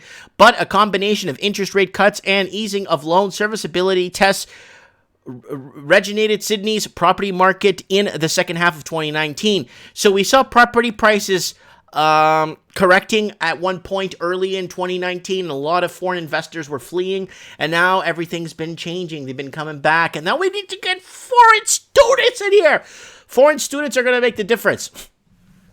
Sydney house prices set to strengthen, says New South Wales government. So look at this. Average houses, guys. Look at them. They're on top of each other. Look at this. Average houses. Oh, there you are. The budget review said stronger than anticipated recovery in house prices would deliver an economy-wide boost. Remember, Australia, Canada, and the UK and New Zealand economies are based off housing. Their housing is pegged to their economy and GDP. Port Stephens, single mother fears a rise in number of homeless. Again, homelessness is basically, and she's losing her job too, so this is not good. Young people, millennials, Gen Xers are basically on the chopping blocks right now. Oh, there's an article I'm gonna read independently. New South Wales poised to privatize. State forecasts to raise $1 billion for infrastructure projects. They want to start privatizing state forests. I think, in my opinion, so they could sell it to China, and that's it. House prices finished 2019 high, and what else is it? Melbourne and suburbs where house prices rose the most, at least since 2010. So you're seeing, here it is again. We went over this earlier in a different article. Here are the suburbs of Sydney. Wow, look at some of these houses. 700,000, 1.4 million now if you bought in 2010. St. Kilda. So this is what I'm trying to say to people. Don't buy now. Look what it is at now. Do you think that $1.4 million house that was once 700,000 going to be worth 2.2 million?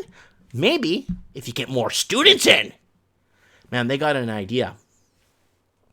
Yeah. They got ideas, man.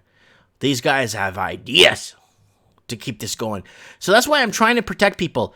This house here that was once 945,000, that's 1.3 million now. Or this other one that was 1 million, that's 1.9 million in this area. Do you think it's going to go to 4 if you buy it? That's what you got to be careful, guys. Be very, very, very careful. And are we at the end here? Yeah, we're at the end, guys. That wraps up pretty much some of the Australia 2020's predictions and what's happening in the housing market in Australia. Guys, let me do a quick plug. I'll see if I can get another guest on the show. Guys, don't forget, guys, you're going to have to do this. I'm going to ask you, I'm going to keep bugging you guys. You see this right here? You go to my channel, you could join. Click join. This way, my channel doesn't get deleted. It looks like it's a legit channel. People are following it. People are supporting it. You know what I'm saying? I felt happy when I saw this in my email that they're actually YouTube wants me to join, to create a membership link on my channel. And you know, I was so happy when I saw this because I put so much time into this. Here it is, guys. Join the channel. $1.99 a month, guys. Basically, you're buying me a coffee every month is what you're doing. Join. You could become, there's different ranks you could join. Everybody gets special badges here on the chats and all that stuff. And if you can, guys, go to Teespring, the link's up top, and buy a Mike in the Night t-shirt, a mug, a bag, all my designs. These are all my designs. Mike in the Night towel, Mike in the Night tights, Mike in the Night long sleeves, Mike in the Night hoodies. Check this thing out. This thing's awesome. It's got a front and back. This is the back, Mike in the Night. And this is the front, Mike in the Night. Really nice, upbeat, kind of like, what do you call it? Cyberpunkish type of cool stuff. This is from the Mike in the Night pilot episode that I did 3 years ago, and the show's still going. There's the front. There's the back with the guy standing in the snow there in the middle of the city. So if you guys want to jump on that one, it's not expensive. If you're going to buy a hoodie, buy one from your local YouTuber, Shop Mike Martins. All right, let's see if we could get a guest on the show here. So who could we get? Stevie, are you still there? Steve wanted to come on the show today. I hope he's still there because he said he wanted to come on. I would love to speak to Stevie. So Buddy is on his way to Portland. I'm just trying to find who is there. STP. Lost Canucks in the comments. Let me get him on the phone. I haven't had him for a while.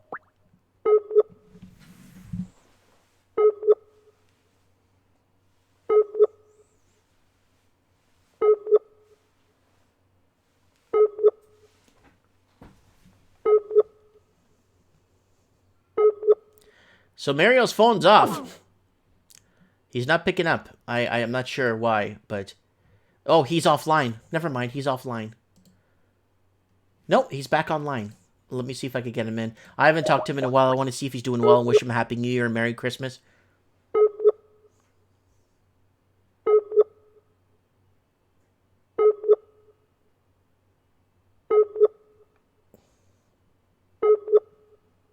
Oh, yeah, and Lord Humongous is saying, make a Lord Humongous hoodie, Mike. You know what? I'll make, like, stuff like that for the guests on the show. I will. I actually will make stuff like that. I don't know. I think I could use that. I know it's from a movie.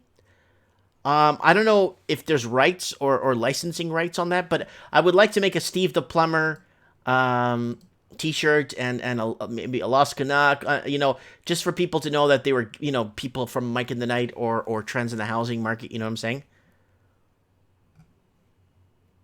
All right, he's not answering. So let's get Steve the Plumber on. Let's see if he picks up. I hope he's not in jail.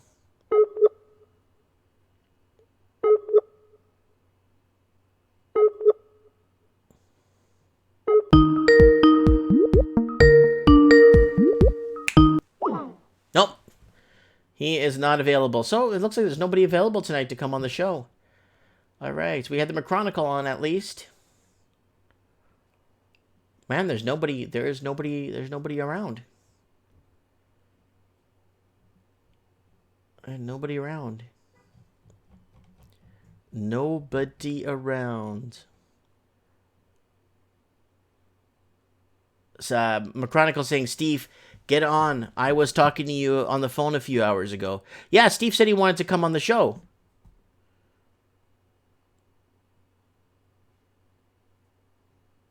They're saying, Mike, they were both in the chat. Give him a few minutes. Yeah.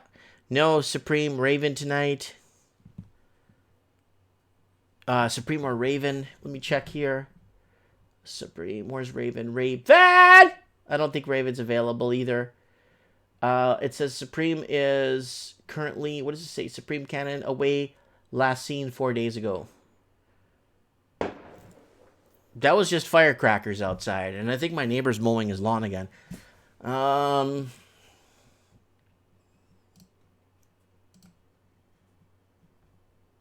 there's Mr. Peabody. We're gonna get him on Trends in the House. Mike in the Night on Saturdays. And oh, here we go. Looks like Supreme Cannon. Is he in the comments, Supreme Cannon?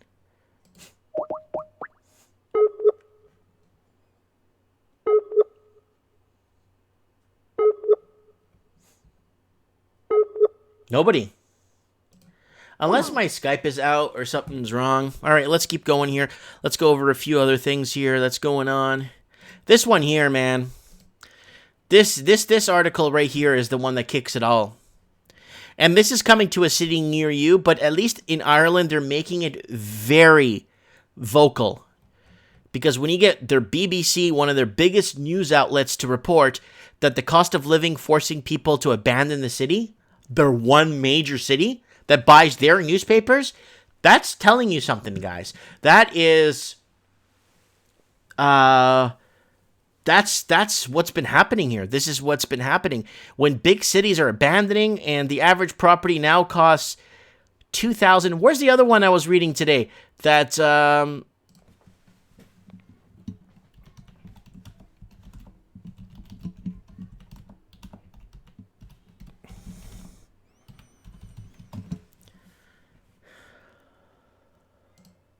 me go to rent. News. Right here. Right here. Vancouver 2-bedroom apartment now costs close to $3,000 rent. $3,000 rent. And here's the average rent by province and all province property territory types. So you can still get something in Newfoundland for $842 a month, Nova Scotia $1,400, New Brunswick $783. Nova Scotia is got a lot of foreign investing there, so be careful, guys. Quebec $1,200, Ontario $2,100. Wow, Ontario's so high. Manitoba $1,200, Saskatchewan $1,200, Alberta $1,200, BC $1,600, almost $1,700, and Northwest Territory is 1,008. Wow, it's more expensive to live up in the Northwest Territories. Wow. Holy smokes. Yeah, Humongous is van lifing now. So if you guys want to follow him on his channel, maybe you could put up a... So Gary says not a good night for him to call in. I can't get no one on the show. That's okay. Everyone's probably just really busy. I'm not going to blame them. Everybody's doing something. Everyone's got something to do. I tried Mario. I tried Supreme Cannon. I tried Uneducated Economist. I tried Steve the Plumber. And I had Andrew on the other day. I had Raven on the other day. I already had Walking Journeys offline. And Yeah, it is New Year's, so people are hangovers. Yeah. Oh, he's not available to talk for about 20 minutes. Oh, okay, okay, all right. Yeah, I'm gonna be signing off in a bit. I've been here for almost an hour and 40 minutes. So call old white guy. No, I don't want to bug him. He's out in Manitoba. And Stevie Thomas. Let's get a handle on Stevie Thomas. He's out in Melbourne, Australia. Let's give him a call and see if he's probably having lunch right now because I know it's Thursday there.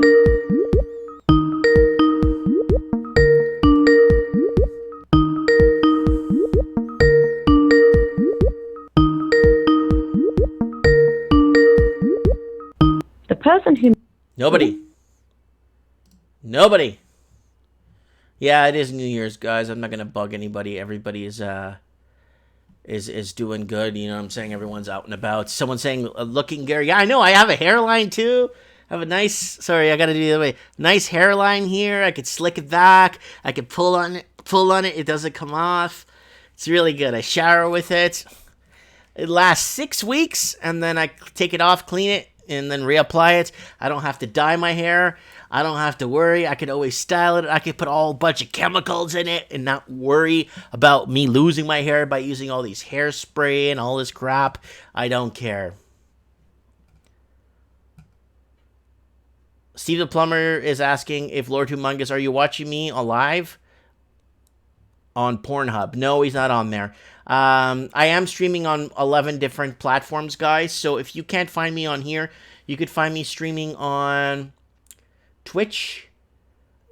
I got some people watching me there. Oh, Lost Canuck is here. Yay! We got the Lost Canuck. Ding, ding, ding. Let's call him right now.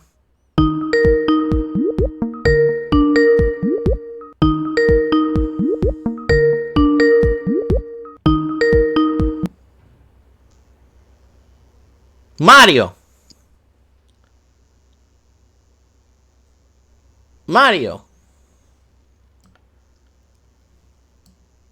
I can't hear you. Take this off. You hear me there now? you go. I can hear you now. I had these cheap earphones on. How are you, brother? Merry Christmas, Happy New Year. How's everything? Everything's fantastic, buddy. Can't complain at all. How are you? I'm doing good, man. I'm doing really good. I I got the hair like good. you now. No. You look better than me, man. You look better than me, man. I look like a bum. I just wanted to touch base with you. It's been a while. I've called you several times, and I know it's been holiday season and stuff, and everyone's been busy. And, well, fill us in, buddy. Tell us what's going on, what's happening in the economy, what's happening in the market, what's happening with you. What's going on? Okay, first of all, I want to say hi to everybody and God bless for a beautiful holiday. Hopefully everybody who's ever out in Australia, my prayers are out for you, especially for those fires. I've been watching that. Did you watch my video? The video on their steel, they're incorporating the water and taking the water away from people to put out the fires. Oh, Mike, nothing surprises me now. Nothing surprises me. I'm going to give you a little bit about the digging I've been doing. I did a video the other day, I think it was about a couple weeks ago, in Innisfil, where there's maybe 30% of the people actually living in it, in the subdivision. The rest are empty.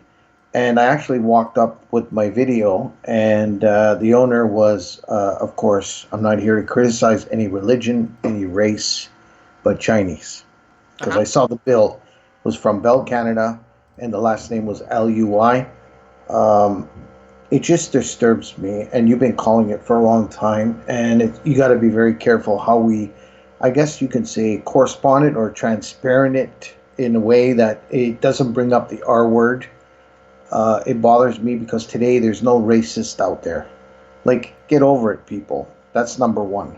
Number two, I think what's happening is the media, and especially here in Canada right now, if you haven't noticed, Mike, see, people don't take anything in consideration or anything that's serious. They wear the sunglasses and they wear the Kool-Aid. And I'm not trying to make fun of anybody. I think we're ignorant to ourselves, not to anybody else.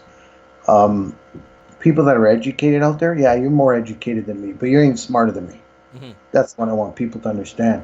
I've got a lot of feedback on the the Toronto housing market Facebook Mm-hmm. crash, whatever you want to call it, with Andrew Clark, great guy. I put out some articles out that there's actual, you can say, hedge funds that are not allowing people to take out their cash. And this Yeah, comes in, I shared that on my Facebook page. yeah. That one you So this posted, comes I at a saw crucial that. time. Yeah. So people are wondering what's going on is because we all know there's no cash anymore. They have to print more money, especially in the hedge fund and pension areas. Um, and that's the owner of the Mavericks, by the way. So don't be surprised if you hear Mr. Maverick, the owner, Incorporated, start getting rid of his big end players or trading them, because this is huge. And nobody's talking about it in the outside media. We're all talking about it. And I give 2 thumbs up to Zero Hedge Fund, to Trevor. He does great work. He actually covers it. I recommend people to read it. The other thing, Mike, is we're in Barrie right now. It's called, especially detached homes. I would call it a panic mode. So Okay. what's happening is a lot of people that bought these houses at high times are now putting it back on the market. Right. Now, they are not even breaking even, most of them. Mm-hmm. They are losing 20, 30,000 minimum. So losing Minimum. 20, 30 large. Yeah. So these people bought it at high times. Now they're trying to turn it around and sell it, and trying to sell it either to break even or lose. Some of them might come out with 10 grand, but by the time you're done, lawyers and moving and everything, you're lucky if you break even. That's what's happening here in Barrie right now.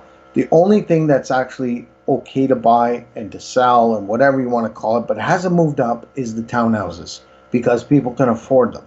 Yeah, They're under the 500. townhouses are the breaking point of make or break a deal. It's condos and townhouses, but a lot of people are getting punished because the strata fees now. Yeah, yeah. So we're going to see a lot in the news now. People are walking away from deals, getting sued. We're going to see all that be escalating at levels that we've never seen. Uh, you got the Toronto Real Estate Board. Actually, I don't know if I sent it to you, Mike. They sent me an email that they didn't want me to post any more videos, believe it or not. They actually trying to fight in court outside the media and everything to get rid of House Sigma. Okay? Okay. They don't want people to know what these houses were selling before, because House Sigma, whoever started that, I applaud them, because the transparency on that website is unbelievable. Like, you Well, can go these are back tools. 16 These are years. tools we need. These are tools that someone that's going to buy one of their most important investments of their lifetime need to know what they're getting into. That's right. That's right. And I want to, and that's what I mean. And then you got these people that were sending me a bunch of stuff on Facebook, that are following Andrew Clark, and they try to be smart and telling me all this stuff. And all I put down is get ready, because pensions are going to get hit hard in 2020.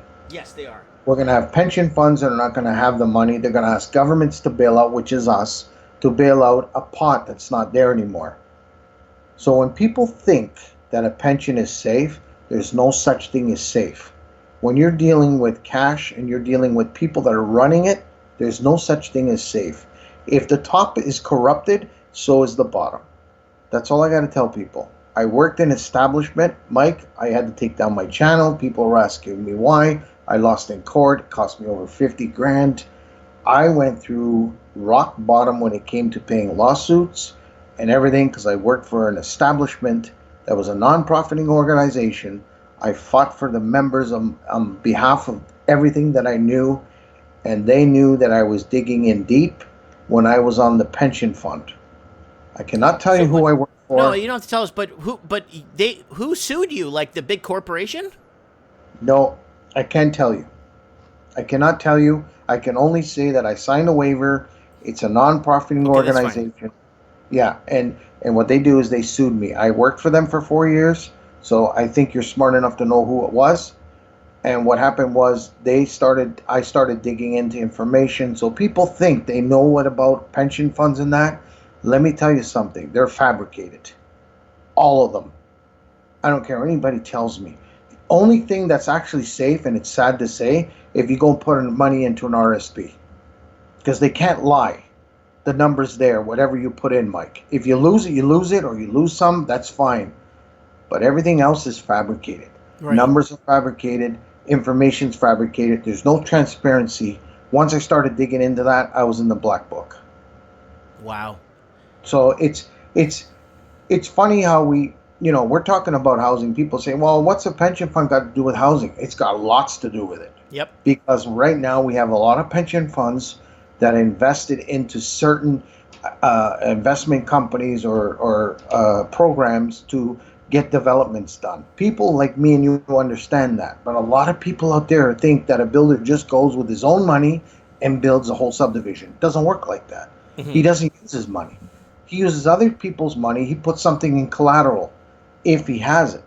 But a lot of these pension funds put a lot of money in these projects, and if they lost in those projects, they lost money in their pension fund. Right. And that's what happened to where I was working before. They lost billions of dollars because they put into I told you before, there's a company, people can look it up. They can get on the computer, Google it. It's called Sino, Sino Lumber. It's a Chinese lumber company. It was a fraud company. Do you know how many people invested in that company in Ontario? I'm talking huge. We're talking billions of dollars, Mike. I'm not talking millions, billions. Really? And that was fraud. It was all fraud.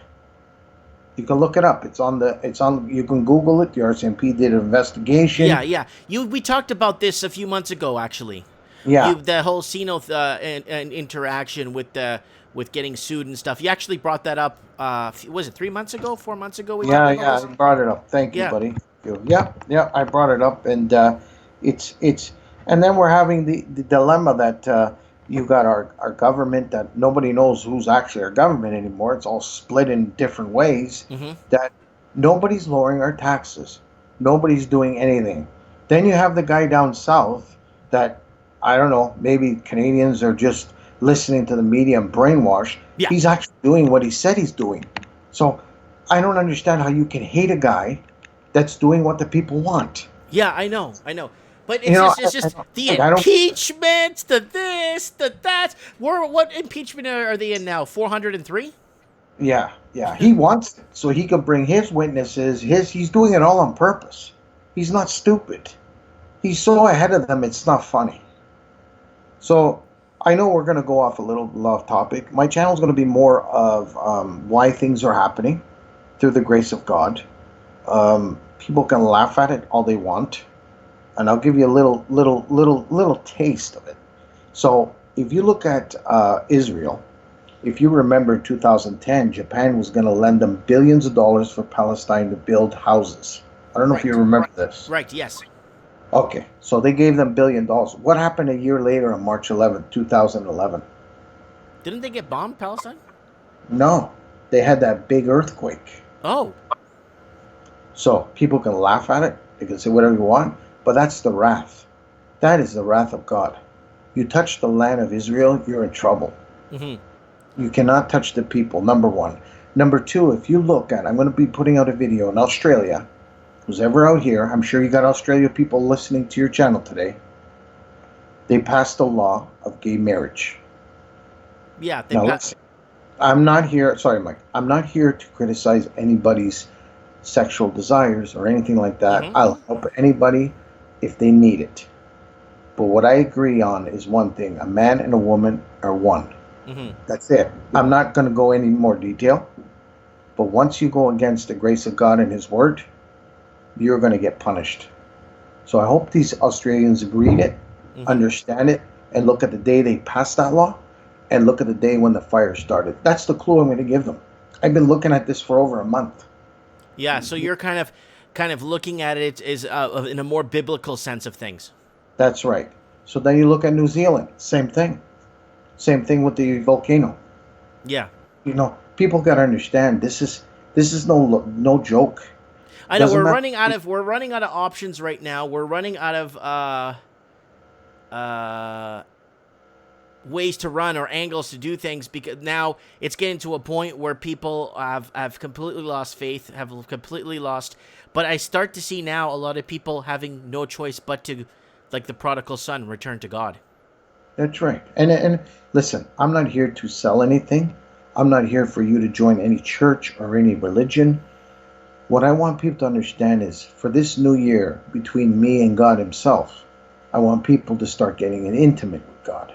It doesn't mean I'm telling you what's right or wrong. That's between you and Him. Right. That's why I put up a poll the other day, and a lot of people said that they want to get right with God. That's right. And the problem is people don't accept Jesus Christ as their Savior, or they don't accept Him as the Son of God. And I'm not here to emphasize or make people change their religion, but Jesus Christ abolished religion. That's what my channel wants to be more aimed to. Mm-hmm. So He got He rid of abolished the religion. taxpayers. He abolished the tax those tax crooks. He got rid of the money lenders in the temple. He basically a lot of people don't understand, but we're going off topic here. But Jesus didn't come to earth to invent Christianity. He never did. That wasn't his point. No, And a lot of no. people are forgetting that. That's right. Thank you. You said it. I didn't say it. And that's where people get so mixed up in these I call it cults. I don't care what anybody tells me. Mm-hmm. They get them involved with the church and they start doing things and sometimes, I wish people would understand one thing about life is you have to be right with that person, just like your parents. You don't have to impress anybody else, but between you and him and be intimate. So we're not going to get in that topic. We're going to go back to this housing. We're going to go back to this pension. What I think is going to happen, Mike, in 2020, we are going to have a crash. Because if this doesn't happen, I don't know where they're going to get the money from.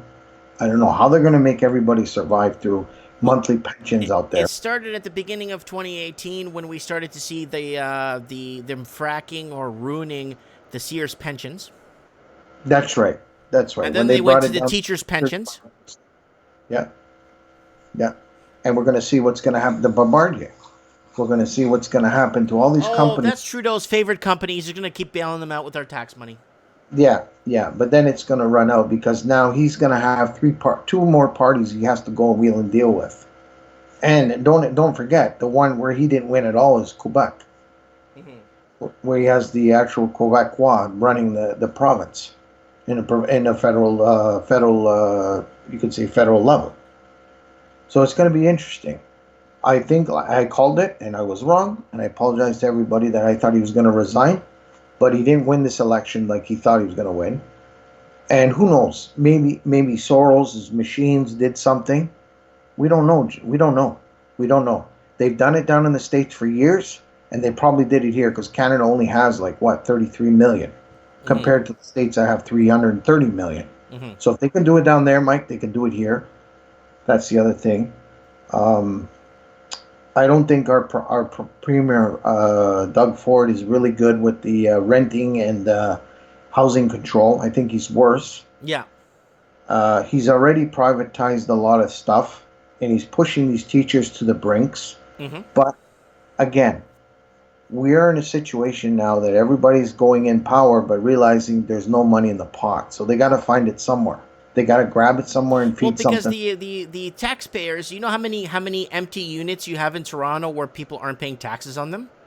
Do you know how many the electricity company, the hydro, the gas, the cable, the internet are mad because they have no hookups in those homes? 122,000 empty homes across Toronto. And you know how mad the gas company is and electric company that they have no hookups there? They're losing money. Yeah. Everywhere's losing money. Property taxes aren't being paid, and things are not happening. And what happens? They raise taxes on the people that have been suffering through this for the last 10 years. That's right. And it's just I don't know. And then Mike, it's the same as all evil. It's the same as people that are out there, and even on your channel, they put out their name, they say who they are, and they know who I'm talking about. Mm-hmm. And then you don't know anything about them. Mm-hmm. So and that's the same as when we look outside and we see who's buying these houses and who's not buying these houses. I think in reality, we're coming to a time where people are going to start understanding more because you can talk to a lot of people. They're still dunce. They don't know what's going on with this housing market. Mm-hmm. I got this site in Barrie, in Royal Park Homes. You guys can punch it in on your, I don't know if it's even published on there. Mike, that project, I did a thing on it 3 years ago or 2 years ago. They still haven't built. Really? They still haven't These are built. pre-built. Yeah, they haven't even started digging yet. So what are they waiting for? I have no idea. I think what happened was they bought it when it was low, and now they got rid of all the, just like the condos in Woodbridge, when they got these people for 330,000, and then all of a sudden they canceled the project, and then they got another builder there, and they try to sell it for 600 or 500, the same units. Mm-hmm. So I think that's what's happening over there. I haven't even checked it. I haven't even gone on the website. I just passed by there. I think it was on last Sunday. My wife and I were driving by. It's empty. There's no construction going on.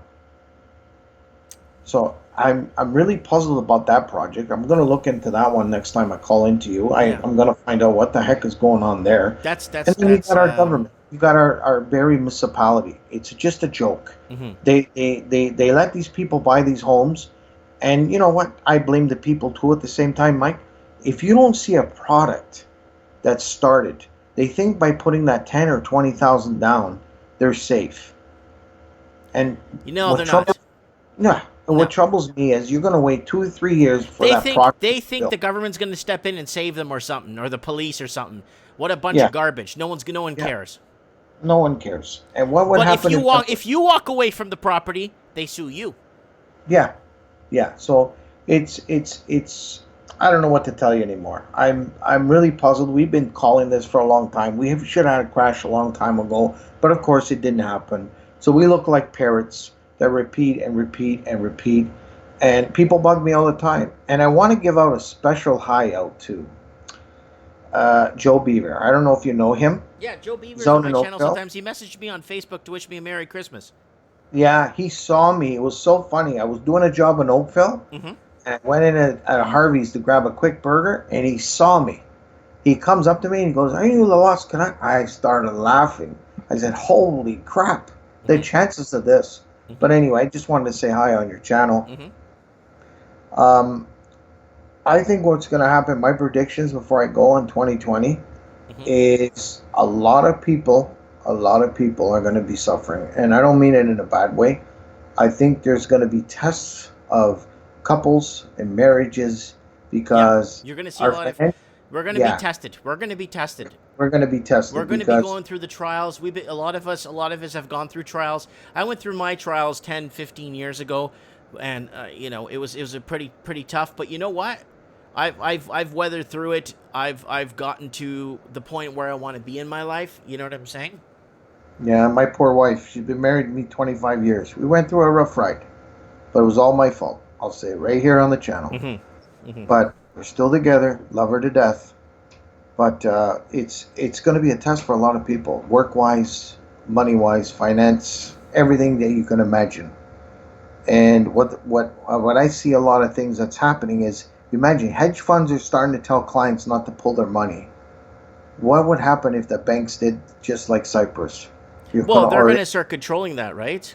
Yeah, they're only going to allow you to take out 200 every 3 days. And that's when we're getting scary parts. But do you notice that, what bank was it now? Jeez, I ran into somebody, we were talking. Oh, if you recall, CIBC had what was called PC Financial, correct? Right, a subsidiary. Yeah, so another third party doing banking, did their own mortgages, whatever. All of a sudden, they got out of the personal banking. Do you know why? Tell us. Okay. So what happened is PC Financial, CIBC illustrated and advertised if you're a foreign student with no income. Oh, I remember this. Yes. No income, no proof of income, 20% down, you can buy a property. But you know what? Australia's going to start doing the foreign student stuff now. I know. So this is where PC started doing this. At the same time, the cartel in Mexico were dumping a lot of money into HSBC. Yes. We're talking billions. Okay? What happened was Tangerine was there as a customer. If you need to you have a Tangerine account, you can use it, and you can use their bank machines, no fees, whatever. Yeah. All of a sudden, Tangerine pulls out of HBC. PC decides to open up another branch called Simply Financial. So Simply Financial takes over all their banking needs, and PC only keeps credit cards, and mortgages through CIBC. The reason why they did that, Mike, they were getting audited.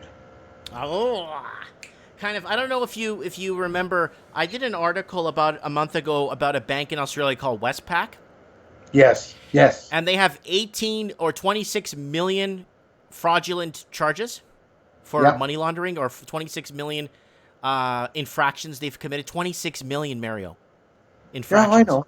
I know. I'm not saying $26 million. 26 million 26 million infractions. infractions. Yeah, Yeah. I know. And people got to understand those infractions aren't little things. Yeah, they're not Mickey Mouse. They're like big deals. Yeah, they're like it's money laundering, and it's mostly drug cartel money being deposited, or any kind of person putting more than $10,000 in one day. That's a So lot of cake. that's why Simply Financial started. So Simply Financial starts doing that. They're going to put in the foreign thing again. You watch. That's going to happen.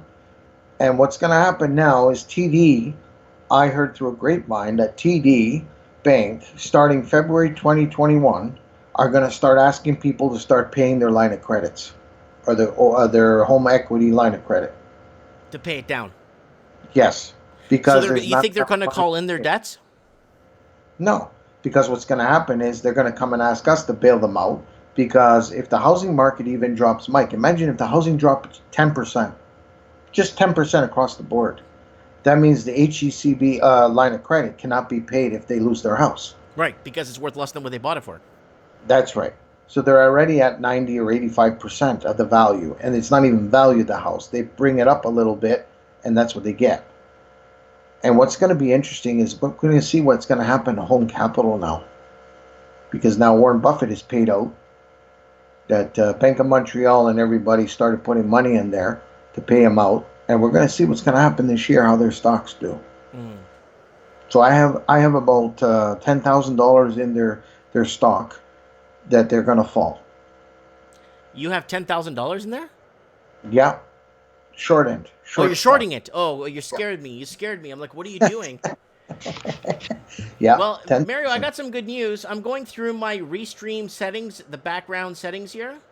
Yeah. We have 993 people watching this. 111 on YouTube, and all these other channels on Periscope. We're being watched on Mixer. We're being watched on Twitch. We're being watched on... There's so many of them. There's one Russian one where I get like 500 viewers in Russia. Wow. Yeah. Wow. I just want to say thank you to all those people watching for your channel. And please, guys, donate to Mike. Do it. Buy a mug. Buy a mug, everyone. If you're going to buy a mug, just buy one for me. You know, I don't ask for no money. I ask for people to start getting a relationship with God. Please, that's what I want to return. Donate your time to God, because he's the one that's gonna. Yeah. At the end of the day, he's I the one pray that all the time, Mario. So. Oh, good for you, buddy. Good for you, Mike. I wanted to ask you a question now. Go ahead. How is that Vancouver? Okay, we have empty homes and whatever. Yeah, empty streets. Yeah. How are they dealing with that now today? Well, there's not much going on. There's a lot of empty homes, a lot of boulevards. Like, you walk down side streets, they're just completely empty. You don't see people, you don't see kids. You see Christmas ornaments on there for 3-4 years, the same Christmas ornaments. You see like a lot of Chinese New Year stuff on the doors that's been there for 5-6 years. Nothing. It's just abandoned homes. Okay, so now I want to bring up this one, Mike. See, I'm trying to collect all the thoughts I had. I haven't talked to you in a long time. I could have brought it up Saturday night, but I said I'm going to do it now. You notice anybody out there watching the NHL for the past month? Okay, hockey, National Hockey League of North America, and you notice the coaches were getting fired because they were using abusive language, abusive alternatives, and they're all coming out, and I think they fired 3 or 2, whatever. I want you guys to understand it's more than just about the hockey. And now Trudeau's trying to pass a law in Canada against hate speech. And yeah, it's but not what's called considered hate speech? Like, that's exactly what I'm getting that's at. the problem. Canada's very, very kind of like delusionalized when it comes to making laws. They could word it any way they want. Yeah. So they could and say, that's what they're doing. Yeah. They're using, sorry, Mike, they're using the hockey because 80% of the people in Canada watch it. Think about it, people. It's no other sport, but it's hockey in Canada. Yeah. So I want you guys to put the facts together, mix it up in your head, and figure out what the truth is. So they're putting it out on the TV. You're watching it on Saturday night, and they're all talking about it. You had Don Cherry. Yes, he's a little bit old-fashioned. I'm going to say that. But at the end of the day, he speaks for a lot of Canadians in reality. Because we've gotten soft, Mike. We've gotten so soft. We're not. How do you say it? We don't have authority anymore. So they're trying to push it. So your channel, my channel, and Form a Fist and another channel cannot speak the truth anymore. Because if you say something, just like I've been talking to you before about this, what I said to you about Australia, I'm not going to repeat it. That's a hate speech. That's considered a hate Well, that's speech. why I try to read articles most of the time. Yeah, Because then they shouldn't be publishing those articles if they don't want people to read them. exactly. And which is a good call. It's a good call. But You know like what I I'm saying? said, I've had and- several people threaten to sue me, and I said, I'm going to give you my Visa number, and I want you to send all the documents to me, and I'll pay for the tracking. I'll give you my Visa. And Yeah, they don't good for send you. me nothing. They're like, oh, no problem. I will. You want to sue me because I was talking about, because you got caught stealing from somebody? Yeah. From someone's bank account? yeah. Right, I had one bank contact me that one of their employees was stealing from people's that have died. Instead of calling their next of kin and saying, your dad died, here's his bank account, this person was taking their money. Oh, and another thing, Mike, insolvency, which is consumer proposal, it's up 30% from last year. Oh, we're going to get the Q4 numbers in a week or two from 2019, and we're going to find out what's going on with that. And the unemployment too, right? Oh, what about Trudeau is a smart cookie. He creates 40,000 public sector jobs, 40,000 government jobs, right? Just to create more bureaucracy and more red tape for us during the election, and that's all over the news. And then 1 month after the election, $70,000 private sector jobs that actually fund the public sector lost their jobs. Yeah. The month after the election. He's trying to look good, and the people that voted for them, I don't even want to even say what I think of them right now, because it doesn't matter if you don't like Scheer or you don't like that. You should have not voted at all. We should have had 10 people go vote that day to show them how much they believe in the politicians in today's market, compared to the one down south. Yeah, the Conservative Party there, he didn't know if he was tricking or treating. He had no idea what he was talking about. The only guy was the CCP or the CPP guy. That guy was good. Yeah, he was. Was it Maxime Bernier? Yeah, they want to call him racist, whatever. But you know what? He didn't do it to win, eh, Mike? I think what he did is... He lost on principle. Those guys lost because they were honest. Yeah. No, but not even that, Mike. Think about it. He did that party because the PC got rid of him. So he did that party and says, okay, I'm not going to win. He knew he wasn't going to win, regardless. But he took away a percentage to the PC. Do you understand?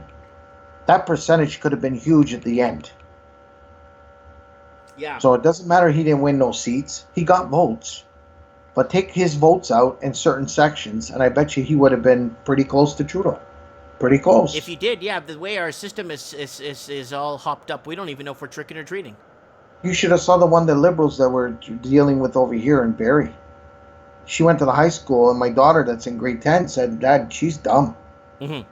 She couldn't even answer any of the questions. I said, sometimes... They didn't ask any questions about the homelessness, the opioid crisis, the fentanyl crisis, the housing affordability, the $200 billion in laundering money. Mama fangulo.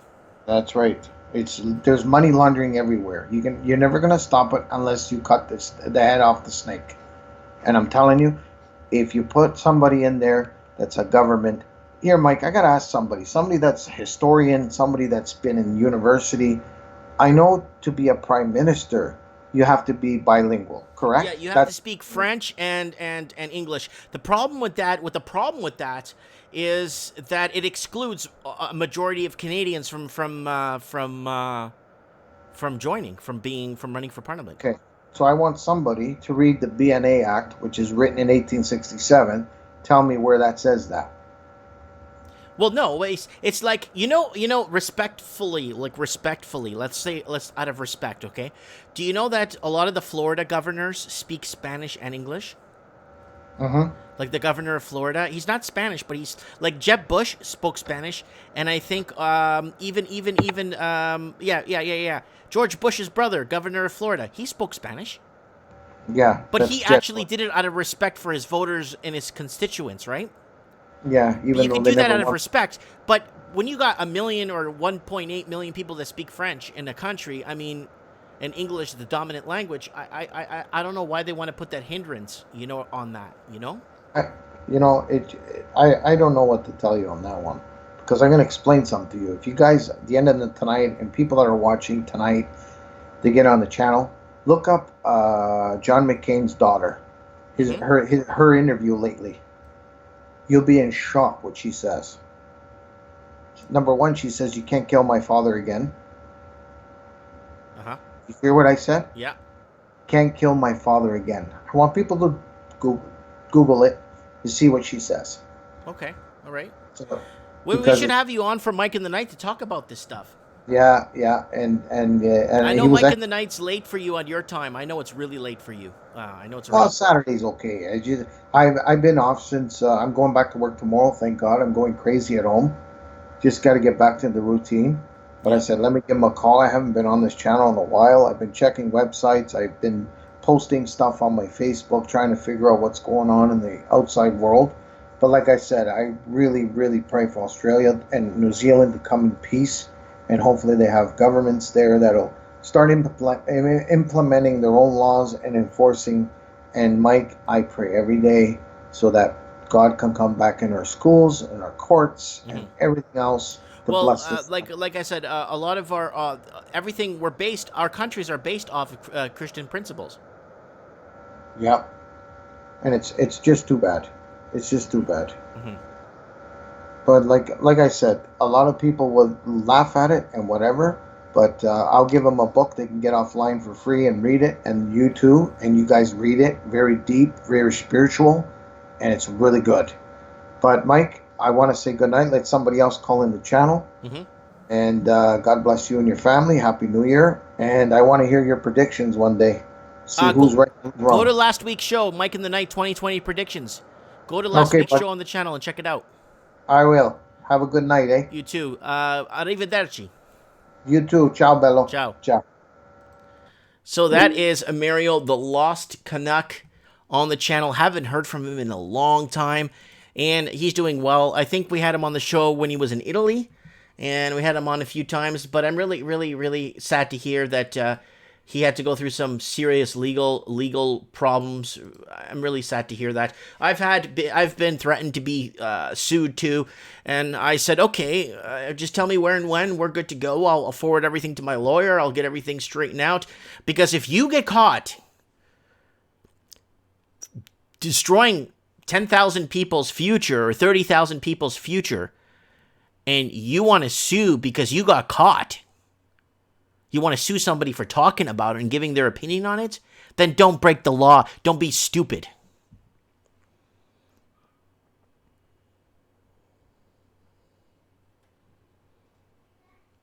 Yep. What's lawful isn't always legal, says Lord Humongous from the Humongous Wasteland. And guys, it's been 2 hours and 20 minutes, guys. It's been a long time. I am going to be signing off, guys. I am tired. But before I do, guys, one last plug, guys. You got to do this for me. I need someone to join this channel. Come on, join the Mike Martin's channel. Here it is, guys.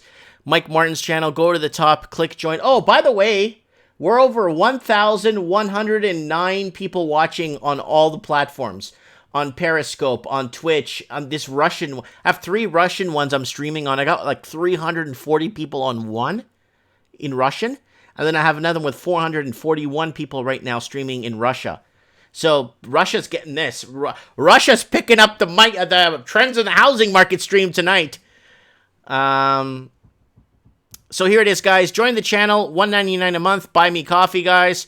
And you saw my gas bill. I paid like almost $400 for my gas bill. It's not cheap, man, to run any operation anymore. So support the channel. Join via YouTube. Just click right here. Join. And you're good to go. And guys, if you want, up there's a Teespring link. Get up here. Buy a t-shirt. Buy a sticker. Buy a mug. If you're going to buy a mug, buy one I was a guest on Mike in the Night mug. Tell people you were on a guest on Mike in the Night. Here we go. Mike in the Night here. Mike in the Night towels. Mike in the Night t-shirts, mugs, banners. Look at this. Mike in the Night's wall tapestry. Look at this wall tapestry, guys. Look at that. Cyberpunk Mike in the Night. So if you guys want to support this, if you want to support the transmission, it's shipping to your door, everything. And if you're going to buy something already, at least, support the cause. Support a YouTuber. Support someone that's, that's always been out there for you guys, watching your backs. Let me know what you guys think. I want to know what you guys think in the comments below. And I want to thank I got to learn Russian, man.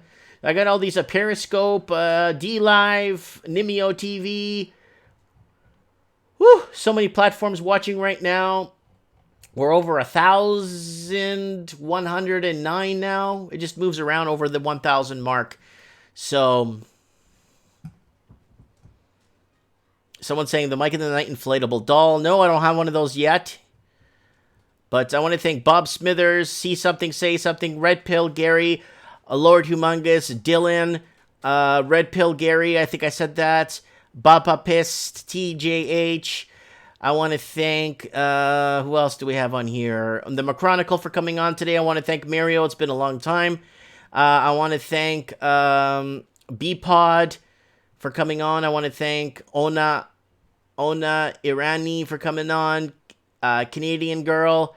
I want to thank Dylan and TJH, KCC Pack, 26 Gunter, Matt Askey, Belinda Lee Mercer, ABC, always broadcasting crap. I want to thank all these people for coming on. Dylan, everybody for coming on the show and making it. Steve the Plumber, everybody for actually in the comment section. Owen, don't forget Owen.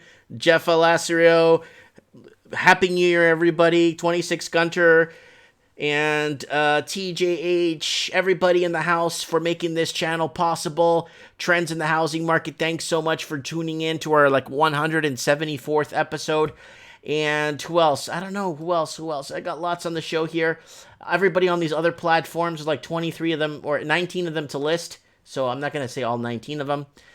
And Bob Smithers, everybody, thanks so much. And join the channel, guys. Be part of the channel. Click the join button. And be part of this, and help the cause, you know what I'm saying? And don't forget to follow these stories I put up the other day, and go to videos on my channel here, and follow these videos and see what's been going on. Ooh, rest in peace, American dollar border wall. Let's read my natural gas bill. I paid $40 in carbon tax on this bill. So, get caught up with the channel, and we'll talk soon. Thank you so much. Selja in the house saying Happy New Year. Lord Humongous, where's Gemini King? I think he's in Vermin, BC. Andrew in INFJ saying chat next time. Concretive Rue. TJH is saying buy your building, Mike. Are you saying my store? Should I buy my store? So I have a secure place. I don't have to worry about losing my building if she sells. Anyways, just watching the comments go by. Thanks, guys, for everything. We'll talk soon. God bless, and have a good one. And we will talk soon.